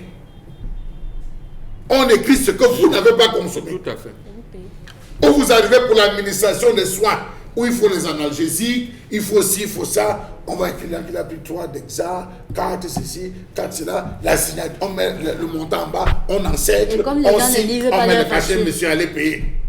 Madame, ça c'est quoi? C'est à moi que vous demandez. Sortez de mon bureau, il y a votre bazar. Oh, suivant! Vous partez avec la colère, vous partez. On a dit qu'il faut que je paye. Vous allez vous payer, vous revenez. Vous ne voulez pas payer, pourquoi? Quand vous restez là-bas et qu'ils vous bavardez, vous croyez que quoi? Payez. Donc, je vous explique pour que vous compreniez un peu le mécanisme où vous sortez de là, vous vous dites, mais à la fin, c'est quoi cette histoire? Je paye quoi? Un paludisme d'un enfant, vous soignez à 65 000? Quand je vous entends parler justement, M. Mbachou, le sentiment qui m'anime, c'est que pour que ce pays change, il faut un véritable tsunami au Cameroun pour que les choses changent en réalité. Donc, il y a cet autre phénomène. C'est très fort. Vous vous retrouvez avec ceci que lorsque vous avez payé, parfois c'est au niveau de la major, on vous dit non, il n'y a plus le temps d'aller, votre cas présent, ils disent que qu'on vous dit, tel qu'on voit là, il faut tel produit, donnez, on va payer. Vous avez les infirmières. Or, les soins, quand on vient administrer les soins auprès du malade, premièrement, on fait sortir tous les gardes malades.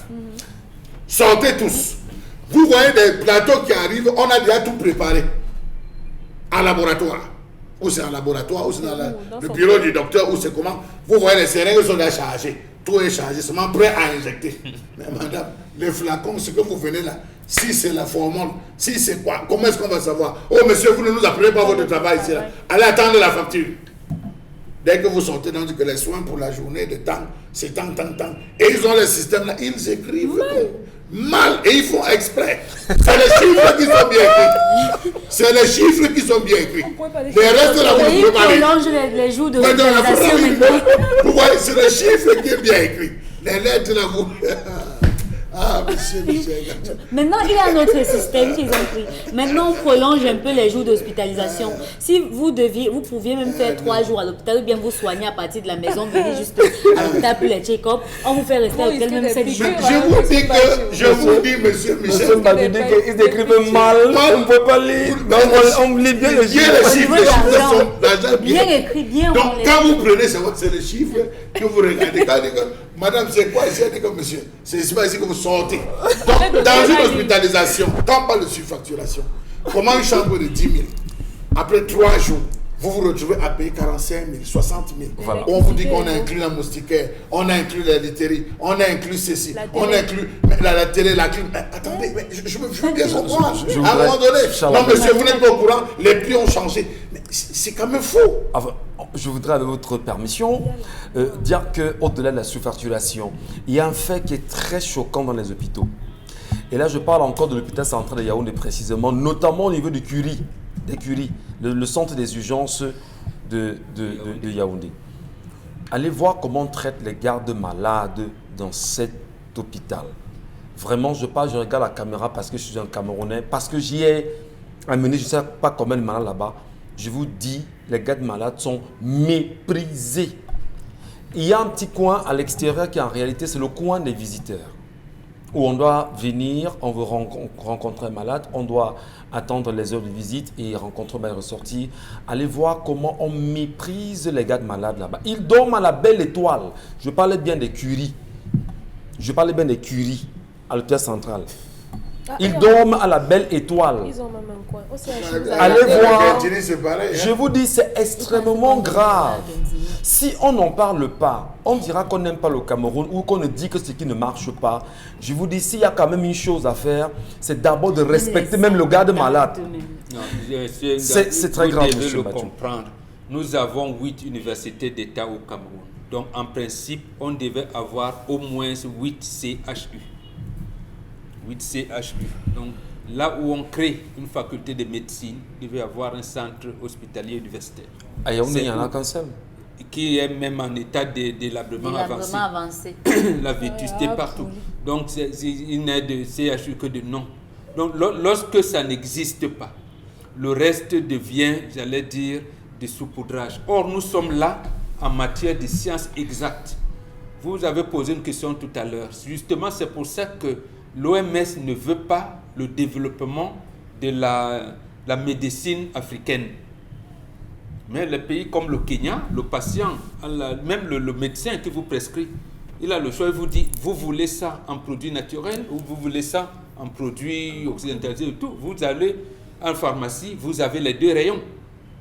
Or, dans notre pays, ça date depuis 1975, oui, qu'on a mis en place l'Institut d'études médicales et des plans médicinaux. On devait aujourd'hui être en train d'avoir des médicaments améliorés. Et on ne fait pas de ça. Et même les assureurs ne vont pas vous payer. Ah, bon, qui vous a soigné au Covid, bon, on ne connaît pas ça. Donc, justement, c'est cela. Or, comment vous pouvez expliquer qu'un médecin, Dr Faisal, il meurt dessus de morsures d'un serpent? Ce n'est pas possible. Dans un pays tropical, où il y a des herbes à côté qui soignent les trucs, c'est serpent. Dr Faisal. Or, lui dépensait, il était de la trempe de Dr Kamta et Yves Basson. Il sortait de son argent pour soigner les malades. Mais il en a du morceau. Il était à Poli, au nord. Donc, ces choses-là, il faut le dire. Donc, en tout cas, on a décidé d'assassiner les populations camerounaises. Mais ce qui est curieux, c'est que les populations camerounaises sont les plus... Comment est-ce qu'on peut même les qualifier? Mes chers amis, quand on vous rend pauvre, le matin, la première chose à faire, c'est que, ouais, on va manger même quoi aujourd'hui? Donc, vous voyez les enfants, madame vous regarde, les enfants vous regardent. Peut-être même si vous êtes en location, le bailleur, vous commencez à gratter la tête, on va manger quoi? Donc, vous n'avez pas la possibilité de vous organiser pour aller créer un collectif de défense de ci, de ça. Même quand vous tentez de le faire. Attendez, c'est le BIR, c'est le GSO. C'est pas éternel, Momo Bengan. Le peuple camerounais n'est pas dupe. Il est en train de se réveiller. Et chaque jour, croyez-nous, les choses se font pour l'avenir. Karine Sonsa, les messages de nos téléspectateurs ce matin. On a dit à ma soeur qu'elle devait accoucher par césarienne parce que l'enfant était mal placé. J'ai refusé catégoriquement. À la fin, curieusement, elle a accouché par voie basse sans problème. Braquage médical. Enjoui le Camille qui écrit. Soyons justes, nous avons 3 catégories de médicaments sur le marché, comme nous avons plusieurs catégories de césariennes sur le plateau. Donc, les prix doivent différer. Nous avons également les catégories d'hôpitaux dans nos villes, première, deuxième et troisième catégorie. L'Opoldan, Chumi qui écrit. Chaque infirmière vient même avec ses propres produits pour vendre aux patients. Lorsque le docteur finit de faire la ronde avec les auxiliaires et te donne une ordonnance, l'autre vient derrière te demander d'attendre un peu, de peur que tu partes acheter ça en pharmacie. C'est vrai que ça change Jordiane, la vie aussi. Mais le problème, c'est forcément parce que ces médecins sont mal payés au Cameroun. Oui, Hein? et on ne peut pas leur en vouloir pour ça parce qu'ils facilitent aussi la vie. C'est parce aux que les malades, hein. journalistes sont mal payés qui rendent de mauvaises informations. Voilà. Non, mais acheter Non, les non, non, gants, arrêtez, acheter les arrêtez, gants, c'est parce que les une journalistes infirmière, sont mal payés C'est et donnent de mauvaises informations. Non, mais- Oui. Non, la comparaison, j'en ris parce que c'est la réaction et la comparaison qu'il établit justement. On est tous d'accord. On est tous Parfois, d'accord. on vous demande de partir de votre chambre pour aller acheter une seringue ou bien des gants. Et le temps de descendre, vous voyez que ça fait long. Alors que l'infirmière vous dit que j'ai même les gants ici dans Il ma... ne dans doit ma- pas C'est même, avoir. ça, on ne doit même jamais demander au patient d'aller L'infirmier acheter ne doit le pas Personne avoir. ne demande. On ne peut pas demander à un patient d'aller acheter la seringue.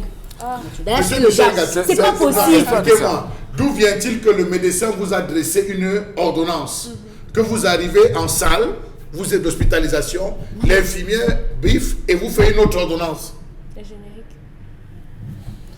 Le quoi? Les génériques. On Pardon, appelle ça générique. prenons les messages, je vous en prie, Karine. Elle accouche par césarienne et combien sortent vivantes de cette action? Pourtant, elles peuvent être en travail et accoucher normalement. Ouf. Nous espérons simplement que les assurances qui seront choisies ne tomberont pas dans cette mafia. Mamie Tonta Prada qui dit qu'une vidéo circule sur la toile où une femme a reçu une transfusion sanguine d'un sang infecté d'hépatite. C'est très grave. Je rappelle que cette femme est décédée quelques années plus tard de cette maladie. Et c'est pas croyable ça maintenant. Est-ce qu'on fait les transfusions sanguines aux patients sans contrôler ou sans on administre sans Non, contrôler? le sang qu'on va acheter est un sang traité.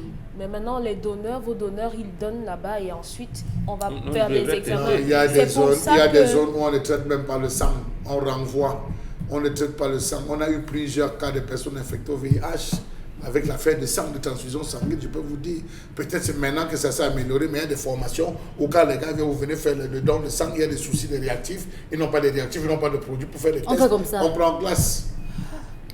Maintenant, quand vous arrivez, qu'il y a des cas, il faut sauver votre patient, votre malade. Vous pleurez, vous pleurez, vous pleurez. Parfois, c'est le plancton qui est caché derrière, qui vous dit que maman, il y a le sang là-bas derrière. Comme ça, je dis que c'est un gros. Ce que vous dites est très grave, Mais monsieur si, on le dit, Bachou. on a attrapé extrêmement plusieurs, on a compliqué, hein. attrapé, c'était à l'hôpital central, on a attrapé, il y a des gars qu'on a attrapé qui Mais sont ma mais collègue. il y a une chose que je ne comprends pas. Lorsque vous avez un malade, que vous amenez à l'hôpital et on vous dit il faut du sang. D'accord. Vous devez payer 40 000 hein, pour 2 poches de sang. Mais en dehors des 40 000 francs que vous devez payer, ramenez-nous encore 2 ou 3 autres donneurs. 4 pour 2 poches. Parfois 4. Alors, si vous ne ramenez pas ces donneurs, On vous vend pas le sang. on ne vous vend pas le sang et le malade, lui, il est en train de perdre la vie. À l'hôpital Et on camerounais. demande aux gens de donner le sang gratuit. Et on vous demande, mais nous on a On donné le sang organise des gratuit campagnes. dans les établissements, au lycée, nous donnons le sang gratuitement tous les jours. Mais qu'est-ce qu'on peut donc faire? Ils vous ont dit que sur 10 donneurs, il n'y a qu'un seul qui est bon. Le reste, on jette. Merci beaucoup. Et vous profitez du pain sardine, du lait. Les messages, Karine, les messages. L'histoire du jour reflète encore plus comment notre société fonctionne. Non seulement il veut que la fille avorte et n'est pas punie, mais également il réclame le petit-fils et trouve le moyen d'user de ses relations pour menacer les autres. Pardon. Non, c'est la version aussi du Chopo. petit. C'est la version du Non, même si Maintenant, c'est on va Sacha demander les Lamel, versions des personnes le en fait de face. prendre une mineure, ça c'est la société doit Voilà. l'accepter. Non, il faut quand même qu'on soit un Si tout c'est petit ça, on peu va aller sérieux. interroger les mariages forcés. hein.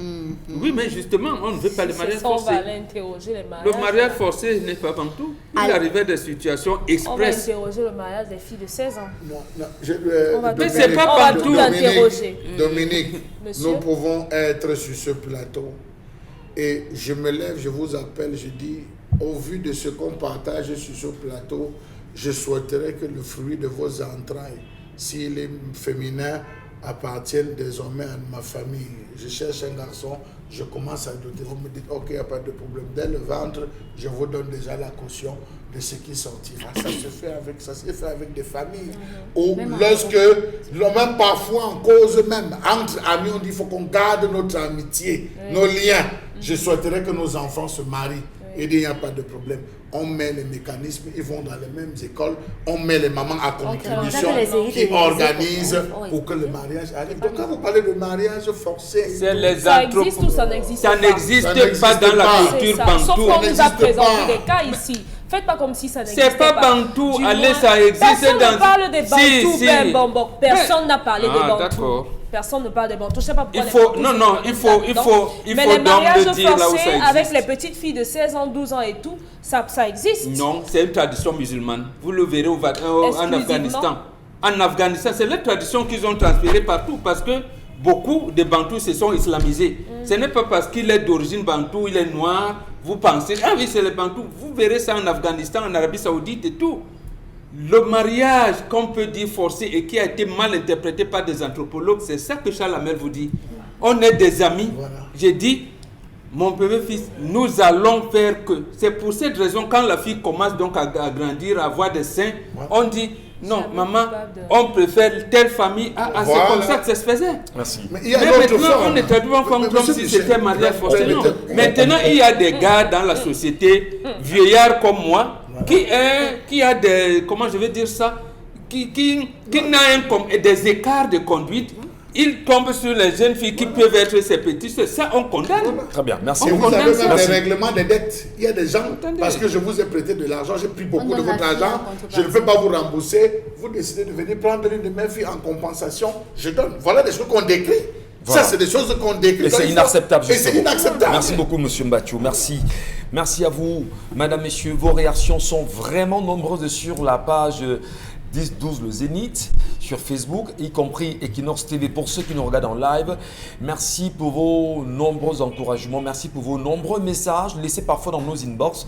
Merci également de nous faire passer vos histoires. Dominique Audrey, on les lui renvoie très souvent. N'hésitez pas, si vous en avez, on tentera notre façon de débattre et surtout d'apporter des lumières aux problèmes que vous avez au quotidien. Dans un instant, la revue des réseaux sociaux. Qu'est-ce qui fait le buzz, Karine? Qu'est-ce qui fait parler la toile? C'est 24 heures. La carte nationale d'identité. Encore. Les Camerounais en ont marre. Ils demandent tous leur carte nationale d'identité. Il y en a qui ont effectué toutes les procédures depuis 2018, qui jusqu'à aujourd'hui n'ont pas de carte nationale d'identité. On a déjà prorogé, mis les cachets sur la carte jusqu'à... Il n'y a même plus l'espace pour déposer les cachets. J'ai rencontré un des Camerounais à qui on a dû coller un format à l'arrière de son récépissé où on ajoute les cachets sur ce format-là pour qu'ils puissent se déplacer normalement dans les villes du Cameroun.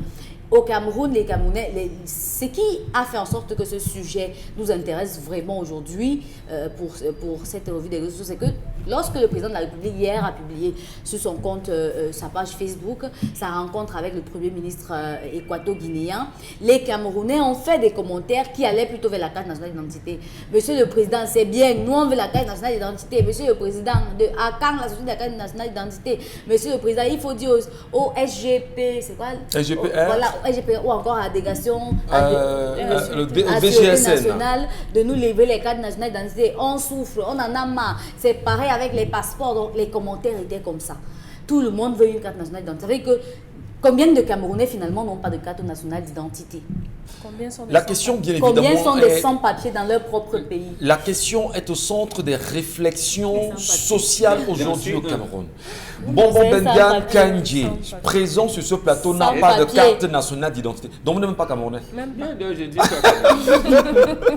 et je vous rappelle que j'ai une de mes filles, elle a établi la sienne en début 2018. C'est hier qu'elle a retiré.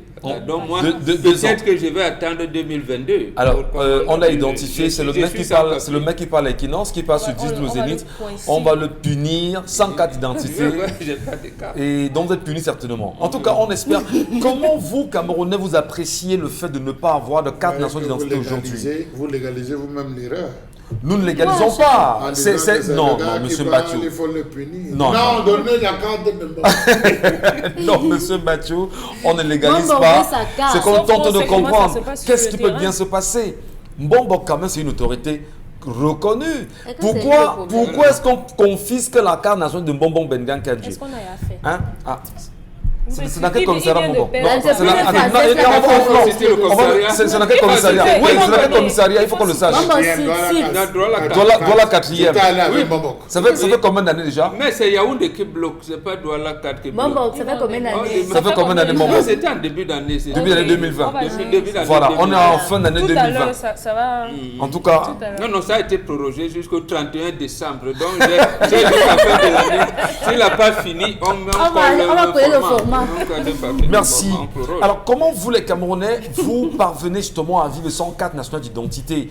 Eh bien, pour ceux qui n'ont pas de passeport aujourd'hui, qui est-ce qu'on doit toucher? Le DGSN, Oui. le SGPR, Paul DGSN. Biya lui-même, qui on doit toucher pour avoir les cartes nationales d'identité aujourd'hui au Cameroun? Est-ce que le chef de l'État se rend compte que les Camerounais crient, sont aux abois parce qu'ils n'ont pas de CNI? Mbombo. Oui, c'est le délégué général à la sûreté nationale qui doit en rendre compte parce que j'avais trouvé, c'est Thalès, c'est Pythagore, c'est tout ça. J'ai entendu des gens de répétition. Donc, et justement, quand je disais ici que le fait d'avoir procédé à la concession de la régie FERCAM un 1er avril, ça allait nous créer des problèmes. On a dit non, vous êtes toujours superstitieux, vous êtes comme ça. J'ai dit d'accord, vous créez, vous dites que vous voulez faire une carte d'identité de haute sécurité. Vous amenez le nom des bandits. Thalès était un bandit, il a volé les choses. Oui, les théorèmes des axiomes de Thalès que vous appelez, ce ne sont pas ces axiomes. Ouais. Il les a volés dans les papyrus égyptiens pour publier son nom. Quand vous avez donc une entreprise qui s'appelle Thalès, vous attendez quoi? Donc, c'est Donc c'est anthropologique. C'est anthropologique, ces choses-là. Donc, non, en fait, la mafia du gouvernement fait que on fait exprès de dire là. Et d'autres choses, parce qu'on avait décrié. Vous donnez votre identité aux étrangers. Donc, le Cameroun lui-même ne peut pas savoir le nombre d'ingénieurs qu'il a, le nombre de médecins, d'infirmiers, de ceci, des agriculteurs. C'est le fichier est détenu par les étrangers. Comment vous pouvez imaginer une chose pareille? Maintenant, quand l'étranger décide donc d'établir 4 cartes d'identité par semaine ou par mois, vous allez faire comment? Vous lui avez cédé une partie de votre souveraineté. Donc vous restez là, vous croisez les bras. Donc voilà un acte qui devrait nous amener justement à descendre dans la rue. Qui de même policiers qui ne veulent pas nous donner des cas de nous tirer dessus. Voilà. Donc, les Camerounais peuvent aujourd'hui se dire que nous voulons nos cartes d'identité, sinon nous descendons dans la rue, c'est ça? C'est une raison normale. C'est une raison normale. Donc, Voilà. Non, on vous arrête maintenant Voilà, d'abord, on vous faut voilà où encore la nous. société civile peut maintenant commencer à agir. C'est parce très que là, compliqué. C'est trop. C'est too much. Dominique Audrey. La mienne périme bientôt donc. Asia. Non, j'ai encore 5 ans. Dominique. Bon, les 2 ans, je te jure. Nous vous écoutons, Dominique. Qu'est-ce qui peut expliquer que le gouvernement ne fasse pas tout ce qu'il faut pour que les Camerounais lèvent les 40 millions aujourd'hui, parce que nous pensons 40 millions. Comme nous avons nos cartes nationales d'identité, qu'est-ce qui... Non, il faut rester sérieux. 25 millions, on était en 1994. Entre 1994 et 2020. S'il y avait eu quelque chose, On avait dit qu'on devait être à 40, mais comme le résultat Dans les estimations, t'as 40 millions. n'était pas sorti, on fait comment? On ne connaît pas. Oui, on reste quand même dans les prévisions qu'Aïdjou avait laissées qu'en 2020, on est susceptiblement, on était censé être à 40 millions. Oui, tout à Donc nous sommes susceptiblement à 40 millions de Camerounais aujourd'hui, qu'on ne dise pas le contraire. C'était bien pensé. Pourquoi est-ce que le gouvernement ne se bat pas nous remettre nos cadres nationaux? Ce n'est pas leur problème, ce n'est pas leur priorité aujourd'hui. Vous savez, on a le corona qui fait que on se mobilise de ce côté. Je dis n'importe quoi. Hein, C'est qu'on veut dépasser. On vous n'importe comprend. Ma fille Demain, en 2018, il n'y avait pas Corona. Non. Et c'est grave parce qu'on se rappelle que la semaine dernière, avec une colère de M. Machou, je crois le ministère des Affaires sociales a ajouté au problème des cartes simples la carte nationale d'invalidité. Oui. Donc il y a un autre problème qui s'ajoute à cela. Non seulement les personnes valides n'ont pas leur carte, les invalides également n'auront pas leur carte. C'est un problème aujourd'hui. Et peut-être le fait que... Moi, je peux voir. Le fait qu'il soit allé sur la page du président, peut-être ça aura un impact. On espère. On aurait donc dû avoir d'autres syndicats là-bas au lieu de rester dans le syndicat de 2000. Si on avait porté la voix de cette façon, peut-être pour les cartes, il y aurait eu quelque chose qui se soit fait. C'est quoi le problème? Peut-être des choses auraient été faites. Donc, si on a une mobilisation globale de masse de gens qui crient à corps et à cri réclamant les cartes d'identité, il y aura ça. Et il y a que parfois vous allez même dans des commissariats, vous trouvez des cartes abandonnées. C'est qui? C'est Dominique Pengo qui nous a raconté, je crois hier ou avant-hier, que elle arrivait dans un commissariat, elle avait fait la carte, on lui a dit que non, il n'y a pas ta carte. Et finalement, elle a dit à la dame que moi je vois ma carte dans le truc là-bas. La dame dit non, vraiment, il n'y a pas. La dame m'a dit que moi, je n'ai pas la force de fouiller. Je vous dis qu'il n'y a pas là et que madame, je vais m'asseoir et je vais fouiller.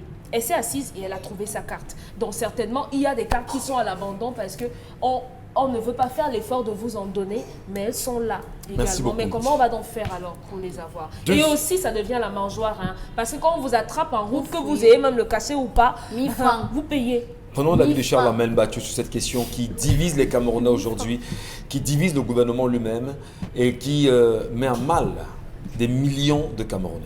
Ça ne met pas à mal le gouvernement. Ils n'en ont pas besoin. Ça ne les divise même pas. Même pas. Ils sont très à l'aise. Vous savez, M. Michel Ngachou, ce n'est pas loin de la double nationalité. Vous avez des Camerounais qui sont français, mais quand ils reviennent au Cameroun, ils utilisent la carte nationale d'identité. Cette situation est faite exprès.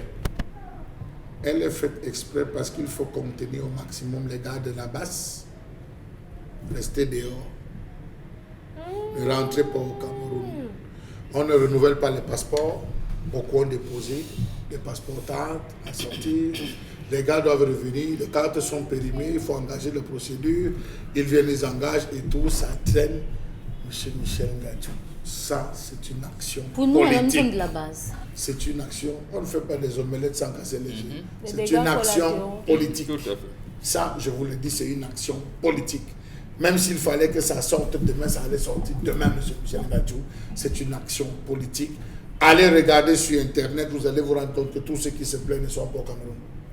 Tous ceux qui se plaignent, les affaires de passeport sont à l'étranger. Oh, j'ai envoyé pour le renouvellement, j'ai envoyé pour ci, oh, j'ai envoyé pour ça, oh, ça s'est passé comme ça. De passage, j'ai fait, je suis rentré. Voilà la véritable situation qui est en train de se poser. Ce n'est pas une question de carton, ce n'est pas une question, il faut véritablement tamiser et nettoyer le système. Pendant ce temps, il y a beaucoup de personnes qui en souffrent. Regardez que beaucoup de blocages se sont opérés depuis la naissance de cette affaire qu'on appelle la basse brigade anti-Sardina. Beaucoup de choses bloquent dans les endroits parce qu'il faut vous arrivez à l'aéroport, on va vous scanner le visage, les yeux, les pupilles, le sourire, les dents, sur la nuque. Vous scanner pour vérifier. Ouais, bien sûr, on va vous scanner. Si bien que quand un gars finit par passer, on appelle les gars que combien. Si tu es sage, les hommes revenez ici. Si vous souriez un peu comme ça et que ça vous renvoie à Facebook, où vous étiez dans une manifestation, vous avez fait un sourire bizarre, vous voyez. Donc, il faut dire qu'il y a tout un ensemble de choses actuellement qui sont faites et ça n'aide pas. Je crois que c'est petit vers-là. Merci M. Bathiou. Karine Santia, on a un deuxième sujet qui nous parle ce matin. Oui, le deuxième sujet concerne cette affaire de coronavirus. Encore le 15 décembre dernier, le ministre d'État, le secrétaire général à la présidence de la République, Ferdinand Bongo, a ordonné au ministère des Finances de décaisser la somme de 32 555 000 francs pour une mission spéciale d'audit des fonds relatifs à la lutte contre le coronavirus au Cameroun. Vous savez que depuis plusieurs mois déjà, le ministre Manaouda Malachi essuie une longue vague de critiques sur la gestion effectuée sur les fonds alloués pour la lutte contre le coronavirus au Cameroun. Ça a commencé d'abord par des hashtags de Orca. Aujourd'hui, c'est maintenant les fonds même. Vous savez que l'honorable Ninche a fait plusieurs sorties où il dénonçait ou encore il réclamait que la lumière soit faite sur l'utilisation des fonds alloués à la lutte contre le coronavirus au Cameroun. Et pour cela, le 21 décembre dernier, le ministre de la Santé a convié l'honorable Ninche à une rencontre pour en discuter. L'honorable Ninche a donné une fin de non-recevoir. Donc c'est de ça qu'on parle ce matin. Comment est-ce qu'on peut comprendre cet audit aujourd'hui finalement? Est-ce qu'ils ont réussi à avoir la tête de Manaouda Malachi? Combien de millions? 32 555 000. Si ça vient du secrétaire général de la présidence de la République, c'est mal tombé. C'est-à-dire, on peut soupçonner des tentatives de détournement, de décaissement inutiles. Oui. Nous avons un ministère délégué à la présidence de la République chargé du contrôle supérieur de l'État. Qu'est-ce qu'il y a à créer une commission spécifique? Or, ce ministère a un budget.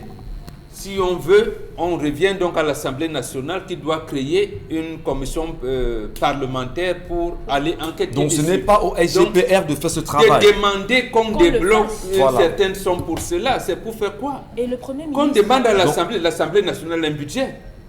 Si on crée une commission à l'Assemblée, on va prendre dans le budget de l'Assemblée pour mener à mission. Puisque là, c'est l'Assemblée qui a, à travers l'honorable Litier, qui a déclenché le processus. Donc on confie à l'Assemblée. Mais maintenant, si on veut cacher, on demande donc au contrôle supérieur de l'État de faire ça.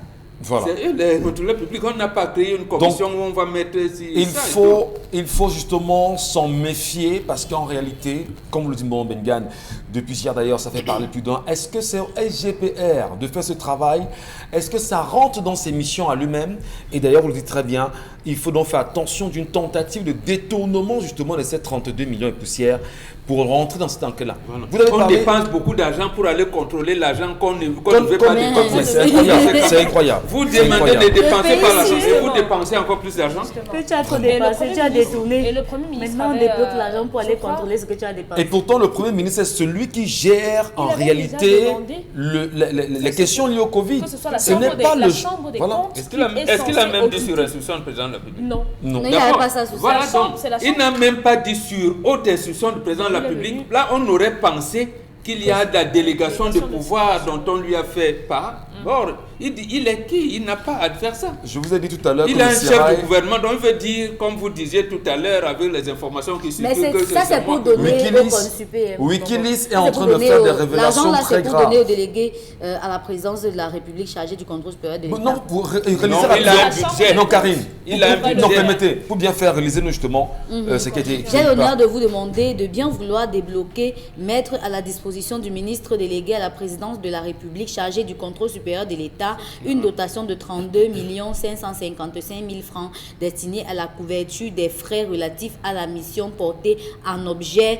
L'objet, c'est mission spéciale d'audit des fonds relatifs à la lutte contre Il n'a le pas Covid-19. d'État, il n'est pas le Premier ministre, il n'est pas le président de la République. C'est S'il le- agit sur délégation de pouvoir, il dit sur haute instruction du chef de l'État. Oui. Maintenant, cela veut dire que ce ministère a son budget. Est-ce qu'on prend dans le budget de ce ministère? À ce moment-là, le Premier ministre instruit seulement le ministre en charge du contrôle supérieur de l'État Mais je crois que le de Premier procéder à une enquête pour lui donner les résultats de l'enquête. Et le Premier ministre je ne sais pas si je devais dire annoncé, mais c'est la Chambre des comptes de la Cour suprême qui est censée auditer par Qui- rapport qui au était- Covid et qui non était- le effectivement, consulté. vraiment. Donc maintenant, ça fait deux... Regardons où on nous amène, mais restons vigilants, je vous en prie. Merci à vous, madame, messieurs. Il veut Allons nous saluer envoyer. Consti Lamine qui est avec nous ce matin. C'est le 24 décembre. Il a encore des cadeaux pour nous. Bonjour, Consti. Alors bonjour Michel Gatou, joyeux Noël à toi Michel Gatou, joyeux Noël à toute l'équipe qui t'accompagne ce matin. Et merci à tous les spectateurs de cette émission et merci à tous les clients des magasins Sorepco.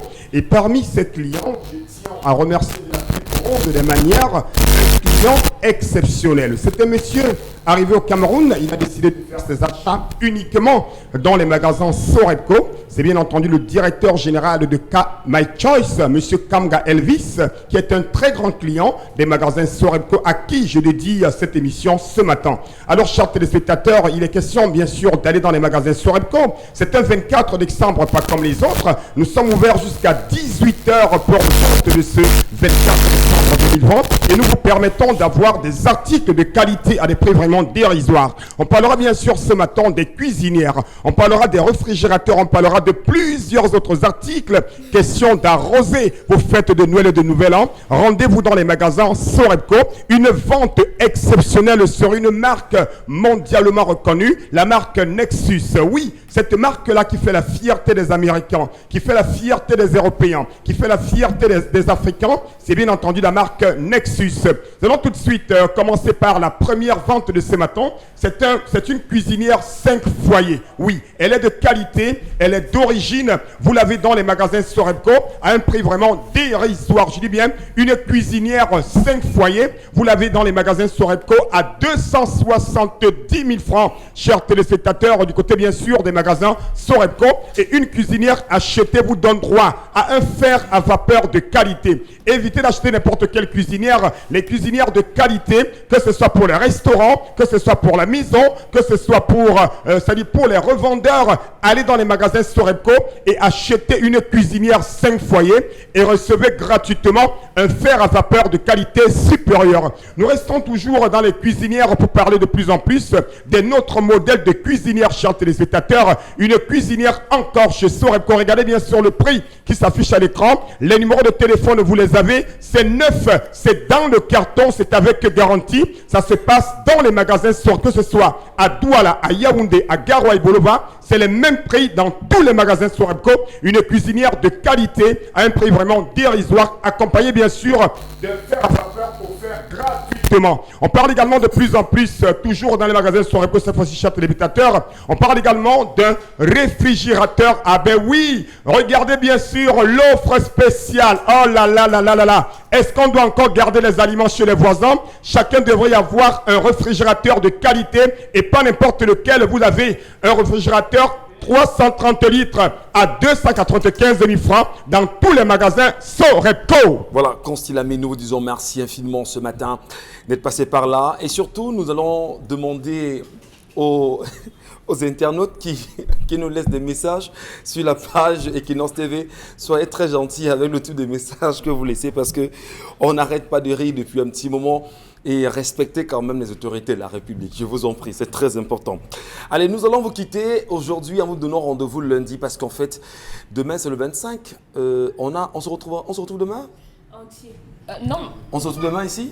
Non. Non. Vous pourrez être ici, assis là demain. Allez, passez. Mais si vous voulez, vous venez. Voilà. Passez une On se retrouve très tout bonne de même fête. à la radio parce qu'il y a des programmes qu'on a vu à la radio. Donc je suis à la radio à 4h. 12h, moi 12h. Et voilà. Moi, c'est 8h, 10h. Voilà. Demain. Passez une très bonne fête justement de Noël. N'oubliez jamais, madame, messieurs, que vous devez vous intéresser aux affaires de la République. Et vous devez vous intéresser à la politique. Car si vous ne faites pas la politique, elle vous fera. Et au pire des cas, la politique va vous broyer. Ouvrons les yeux. À lundi.